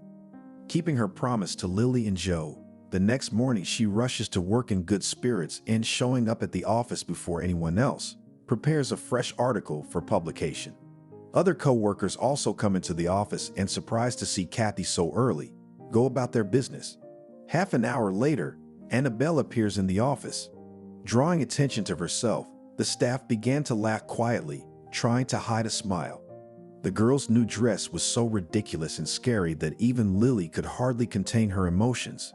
"Oh my God, look at this miracle in feathers." Katie, who had promised herself to keep quiet until the last moment, couldn't stand it. "It's you." Tony tried to stop her colleague. "Don't you look in the mirror when you go to work? The scarecrow was prettier than you." Of course, I understand everything, but it is impossible to keep silent," continued the girl. "Why are you always picking on me?" "I didn't touch you. I didn't hurt you," Annabelle answered. "And you try to say a word to me, I'll put you in your place. And I don't care about work. I'll be wagging my finger tomorrow and there will be a line of people like Joe coming to offer me a job." "Are you sure?" Annabelle asked, looking the girl straight in the eye. "I'm sure, but who else would hire you? If it wasn't for our good-natured chief. You're an ugly woman with no taste, and I truly feel sorry for you. I don't understand how you could be invited to a fashion magazine, because people like you should be scaring crows in the garden and organizing rallies against the infringement of women's rights." After receiving a barrage of unfair criticism and listening to the wave of insults, Annabelle could not stand it and began. She wanted to respond to Katie in an equally defiant and insolent manner, but tears prevented her from saying a word. Realizing that she had been humiliated in front of everyone, Annabelle runs away. The others realized that this could turn into a real scandal. While colleagues begin to murmur among themselves and discuss the consequences of what happened, Katie stands with her nose held high because she is proud of herself and wants to hear compliments from other journalists. She is even happier that the path to the assistant editor's seat is free again. The next morning, Annabelle does not appear at work, and Katie is finally convinced that she was able to get rid of her rival, keeping her from taking a better position. Joe was on a business trip and was unaware of what had happened. When he arrived at the office, he noticed that Annabelle was absent and asked where the girl had disappeared to. None of the journalists dared to answer him, and Katie hid behind the monitor so that she was not visible at all. Realizing that no one would answer his question, the man invited Lily to his office, realizing that only this saintly woman could tell him everything that had happened during his absence. "Come in, sit down. Tell me where Annabelle has disappeared to." "You see, Joe, something happened here, and I'm not sure that Annabelle will come to the office again." The woman began to crumple, not knowing how to tell about what happened and delicately choose the words. "What happened? Did someone hurt her?" the boss asked excitedly. "Well, you could say that." "Who and what dared to say to her?" Angrily continued the interrogation Joe, although he already assumed that it was about Katie. Nobody seemed to mean any offense, but it was awkward. "Hurry up, Lily, we may not have much time." "It's Katie. She made a joke of the girl's appearance and she cried." "Oh God, I'm so sick of you. The women's group is worse than a viper's den," Joe exclaimed, clutching his head. "But I wanted to stop it, but I didn't have time." The woman tried to justify herself, afraid of losing her job. "Get Kathy, if it's not too much trouble," the man replied kindly, though his eyes showed the anger he was ready to lash out at anyone who didn't protect Annabelle. "Katie, the chief wants to see you," Lily shouted as she left the chief's office. Katie realized that this did not bode well, but accepted her lack of choice by calmly following the closed door. "You've lost your fear. I warned you. I asked you. I begged you. But why are you so stupid? It's so hard for you not to touch her. You decided to play with fire. Now it's going to be bad for all of us and you first of all. Why are you so worried? She's offended. She'll be back tomorrow and everything will be fine. And if she quits, good riddance. I'd rather fire you. Although maybe it's better to run away first, for example, in Spain or better in Australia. So that's surely not found," said Joe and began frantically running around the office, gathering his things. "What's the matter with you? What are you afraid of? Can you explain it to me?" asked Kathy, clearly not understanding what was going on. "If her husband comes, you'll understand why I'm making such a fuss. That country girl has a husband." "Oh, you're funny. Why are you afraid of him? He's probably a tractor driver or a watchman in a candy factory." "Go away," shouted the chief, who did not want to continue an empty conversation with an annoying journalist. Grabbing his cell phone, Joe wanted to call Annabelle and tell her what he didn't know about what had happened. He hoped he could explain everything and have time to apologize for Katie's behavior, but it was too late. Leaving the chief's office, the girl opened the door and saw a tall man blocking the passage in front of her. Realizing that there was no way to make it up, Katie took a couple of steps back. Seeing the man in the doorway, Joe collapsed into the chair, nearly passing out. "Well, hello, Joe," said in a rough voice an unknown man in an expensive suit worth at least several thousand euros. "Good afternoon, Mickey," said the director, stammering slightly. "Who hurt Annabelle?" "No way. You just misunderstood. No one hurt her. It was just a bad joke, and I wanted to call to apologize." Joe tried to justify himself. "From the description, it's you," Mickey said menacingly, glancing toward Kathy. The man's hard and piercing gaze was so intimidating that it made the girl want to go to the bathroom. At that moment, she regretted all the jokes and teasing she had used to taunt Annabelle. "I didn't mean to hurt her. They were just jokes. I'm sorry," Katie replied in a pitiful voice. "My wife has no secrets and she told me everything. You called her a country bumpkin. Well, I'm from the village too. Who's gonna be the first to make a joke about me or maybe come up with a funny quip? Let's have some fun together." No one was making fun of anyone. She just misunderstood me." The journalist continued to justify herself, but all her attempts were in vain. "Look for a new job," Mickey summarized and closed the door behind him. "Who is this guy?" asked Kathy to Joe. Once the two of them were alone in the office. "Mickey, the owner of our magazine and husband of Annabelle, whom you managed to offend. Congratulations. You and I and the whole office are now unemployed. So the owner of the magazine is from the capital. What are he and his wife doing here? They got tired of the metropolitan life and decided to move back to their hometown. Annabelle did not want to sit on her husband's neck and decided to realize herself by getting a job in our office." "What are we going to do now?" Katie asked in confusion. "Look for a job, and believe me, if the others have any chance at all, you're doomed," Joe answered and started packing. After leaving and locking up the office, he informed the staff that they were all unemployed and could go home. They could thank Kathy for that, who had decided that her ego was more important than the lives of the dozens of people who worked in the office every day. The girl realized that now a barrage of criticism would fall on her, and trying to avoid a scandal, hurriedly ran out of the building. Back home, she cried and realized that she had broken the life not only of herself, but also of her colleagues. The next morning, she gathered her thoughts and began calling other magazines looking for a job. After a few phone calls, Kathy realized that finding a decent job with good pay wasn't as easy as she thought.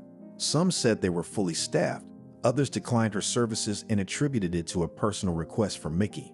With each subsequent call, the girl realized that she had less and less chance of finding any work in her specialty.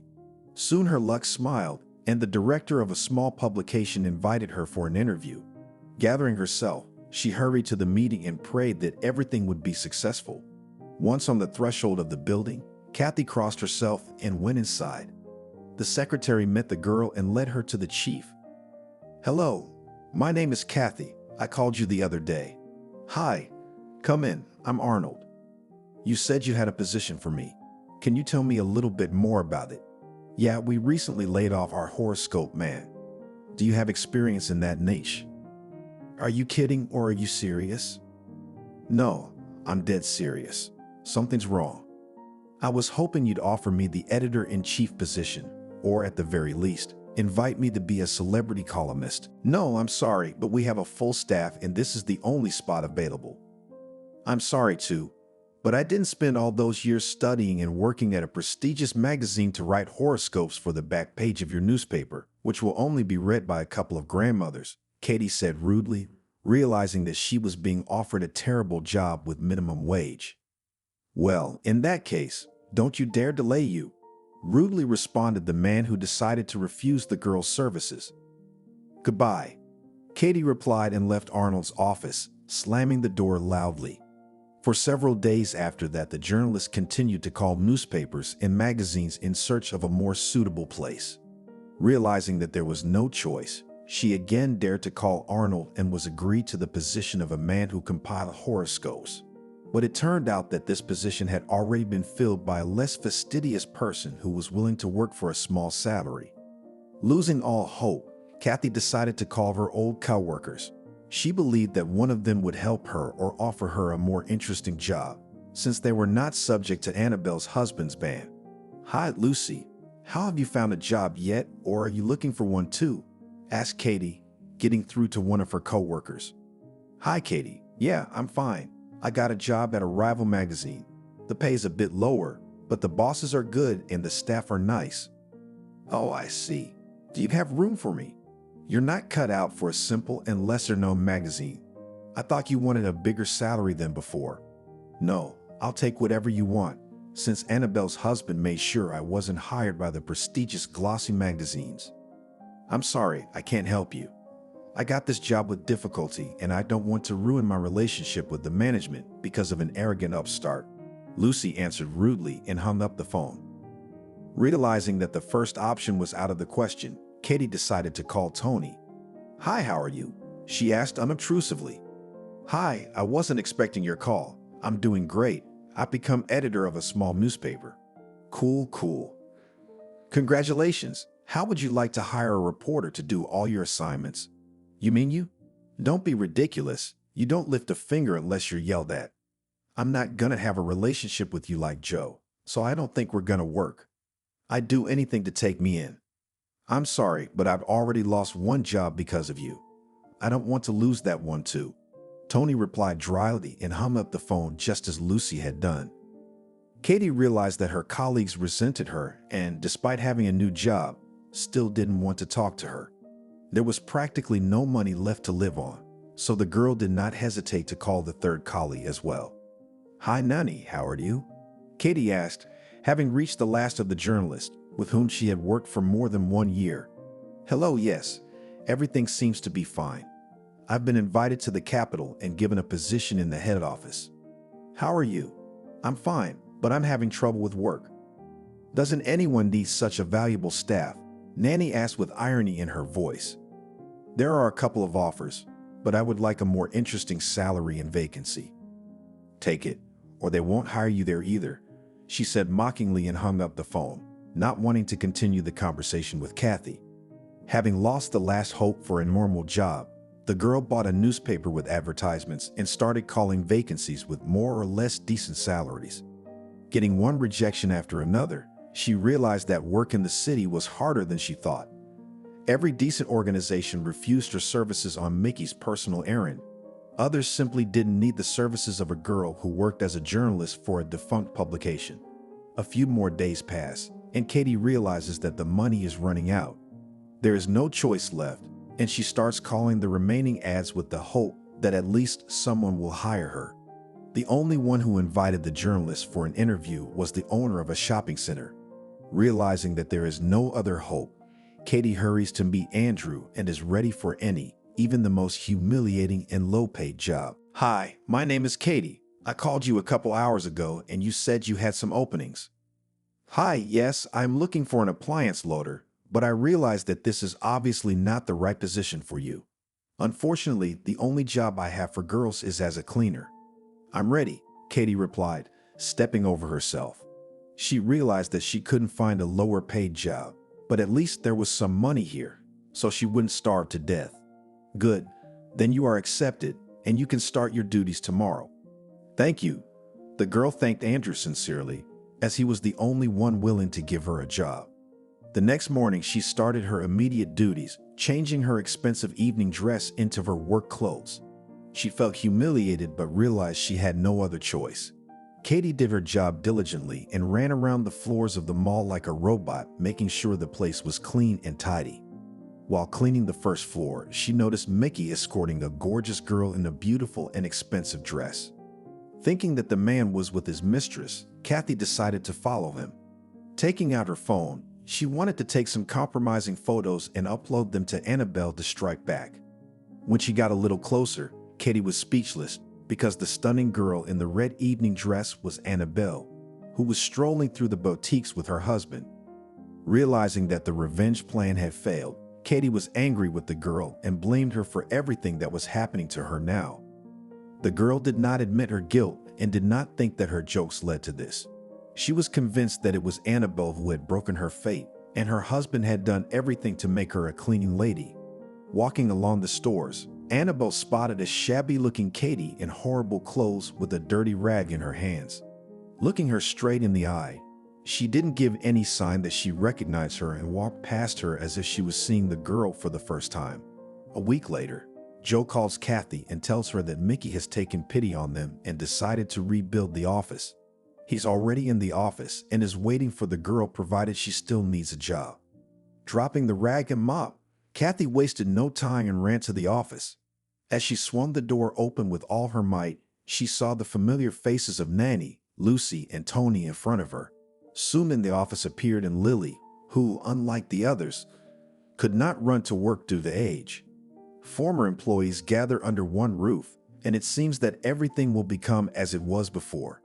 Having received another responsible assignment from the editor-in-chief, Katie works diligently because she realizes that she no longer wants to lose such an interesting and lucrative job. To return to the shopping center and wash floors, the girl does not want to, as she realizes what hard work is, which is paid with low wages. At the end of the working day, she tries to go into Joe's office to thank him, but it turns out that the door is locked, and the chief was absent from the office. The next day, the team is once again working up a sweat, not paying attention to what's going on around them. Trying to squeeze the most out of themselves, they refuse lunch and the usual tea party. Trying to prove her loyalty to the chief, Katie works as well as the others, and in many respects even surpasses her colleagues. Toward evening, she again tries to meet with Joe, but history repeats itself, and the door to his office is locked. The girl tries to talk to Lily and find out about the disappearance of the chief, but it turns out that she does not know anything either. She receives the assignment by email, and she hasn't contacted Joe directly for several days. This seems strange, since the man did not talk about business trips, and his health is excellent, so he could not get sick. Worried about the condition of her lover, Katie decides to go to his house. Having rung the doorbell, she hopes to see Joe, as suddenly the door is opened by an unknown girl. "Hello, who are you here to see?" the stranger asks kindly. "Hello, I'd like to talk to Joe," Kathy replied, shocked, not expecting to see another girl in her lover's apartment. "Just a moment," the stranger replied and went back into the apartment to call Joe. Minutes later, the man walks out into the stairwell and covers the door. "Can you explain to me who this is?" "This is Jean, my girlfriend. We've been dating for a few months now, and we're planning a wedding soon. As you can see, you don't have your old trump cards, but you won't need them." "What do you mean?" "I'm leaving for the capital tomorrow morning, and I'm not likely to come back." "What about our office?" surprised Katie asks, forgetting about Jean and the breakup with her lover. "I've been invited to a more attractive position, so I'm not going to turn it down." "You have a new boss, and you'll probably meet him in person tomorrow morning. I'm sorry, but I have to go. Otherwise, my beloved will have a lot of questions about your night visit." "Goodbye," Joe finally said and closed the door behind him. The next morning, Kathy rushes to the office and tells her co-workers that Joe has left them and is leaving for New York. Who will now be the boss? It is unknown, but it is unlikely to expect anything good. Just then, Annabelle walks through the door and heads for the principal's office. Unlocking the door with her key, the girl calls Lily to her. A few minutes later, it turns out that Annabelle is the new principal who has decided to reassemble the old team. Realizing that she is unlikely to treat her well, Katie becomes an indispensable, but at the same time invisible employee. Trying to keep as quiet as possible, the journalist tries not to draw much attention to herself and hopes that she can latch on to the job and beg forgiveness from the girl she until recently called the village simpleton. Lucy, Nanny, and Tony notice a change in Katie's behavior and don't miss the opportunity to make fun of her during the lunch break. "Are you kidding me?" Tony asked, not hiding his smile. "Yeah, you're gone. I don't know what's going to happen to you," Lucy added. "Where's your pride gone? You've been telling her for so long, telling Joe you get a better job than this, and now you're just sitting on your ass. Are you afraid of being unemployed?" Nanny encouraged the dialogue. "Leave me alone. I don't want to discuss anything." Katie reacted sharply, grabbed a cup of tea, and returned to her workplace, realizing that her life and career directly depend on the girl she insulted. Katie does her job as diligently and efficiently as possible. The journalist is ahead of all the deadlines and expectations of Lily, which causes the respect of the editor-in-chief. A couple of days later, Annabelle leaves the office and, after looking around the office, invites Katie to join her. Realizing that there are no more chances to turn away, the girl goes to talk to her boss. In her mind, she is already saying goodbye to her computer and chair, realizing that she will have to clean the floors again. Most likely, Annabelle couldn't forgive me and will fire me, and she will do it in disgrace, Katie thought in her head, realizing that she had done too many stupid things. "Hi. Come in and have a seat," Annabelle began sweetly enough. "Hello. Did you want something?" the girl asked kindly and quietly, mentally scrambling for a more suitable opening. "Yes, I read your latest article and I'm honestly pleasantly surprised. Before, you were not capable of preparing such high-quality and interesting materials as you do now." "Thank you," Katie replied, embarrassed. She didn't understand why Annabella wasn't angry at all and was being so nice to her. "I thought about it and decided that you've been working here long enough that you deserve a promotion. If you keep working at this pace and don't lose quality, I can offer you the assistant editor position in a couple months. Lily wants to quit at the end of the year, so you can take her place if you perform well." "What? I have a chance to become editor-in-chief?" Katie decided to ask, not believing her ears. "It all depends on you and how hard you work. But yes, there is a chance," confirmed Annabelle. "Why are you being so nice to me when I've said and done so many stupid things?" asked Katie. "You see, it makes no sense for me to hurt you. I've never been a competitor for you and I've always concentrated on my work. You cared about your personal ego ambitions going 10 steps ahead of you. Then you hurt me badly and my husband acted like a man by protecting the one he loved.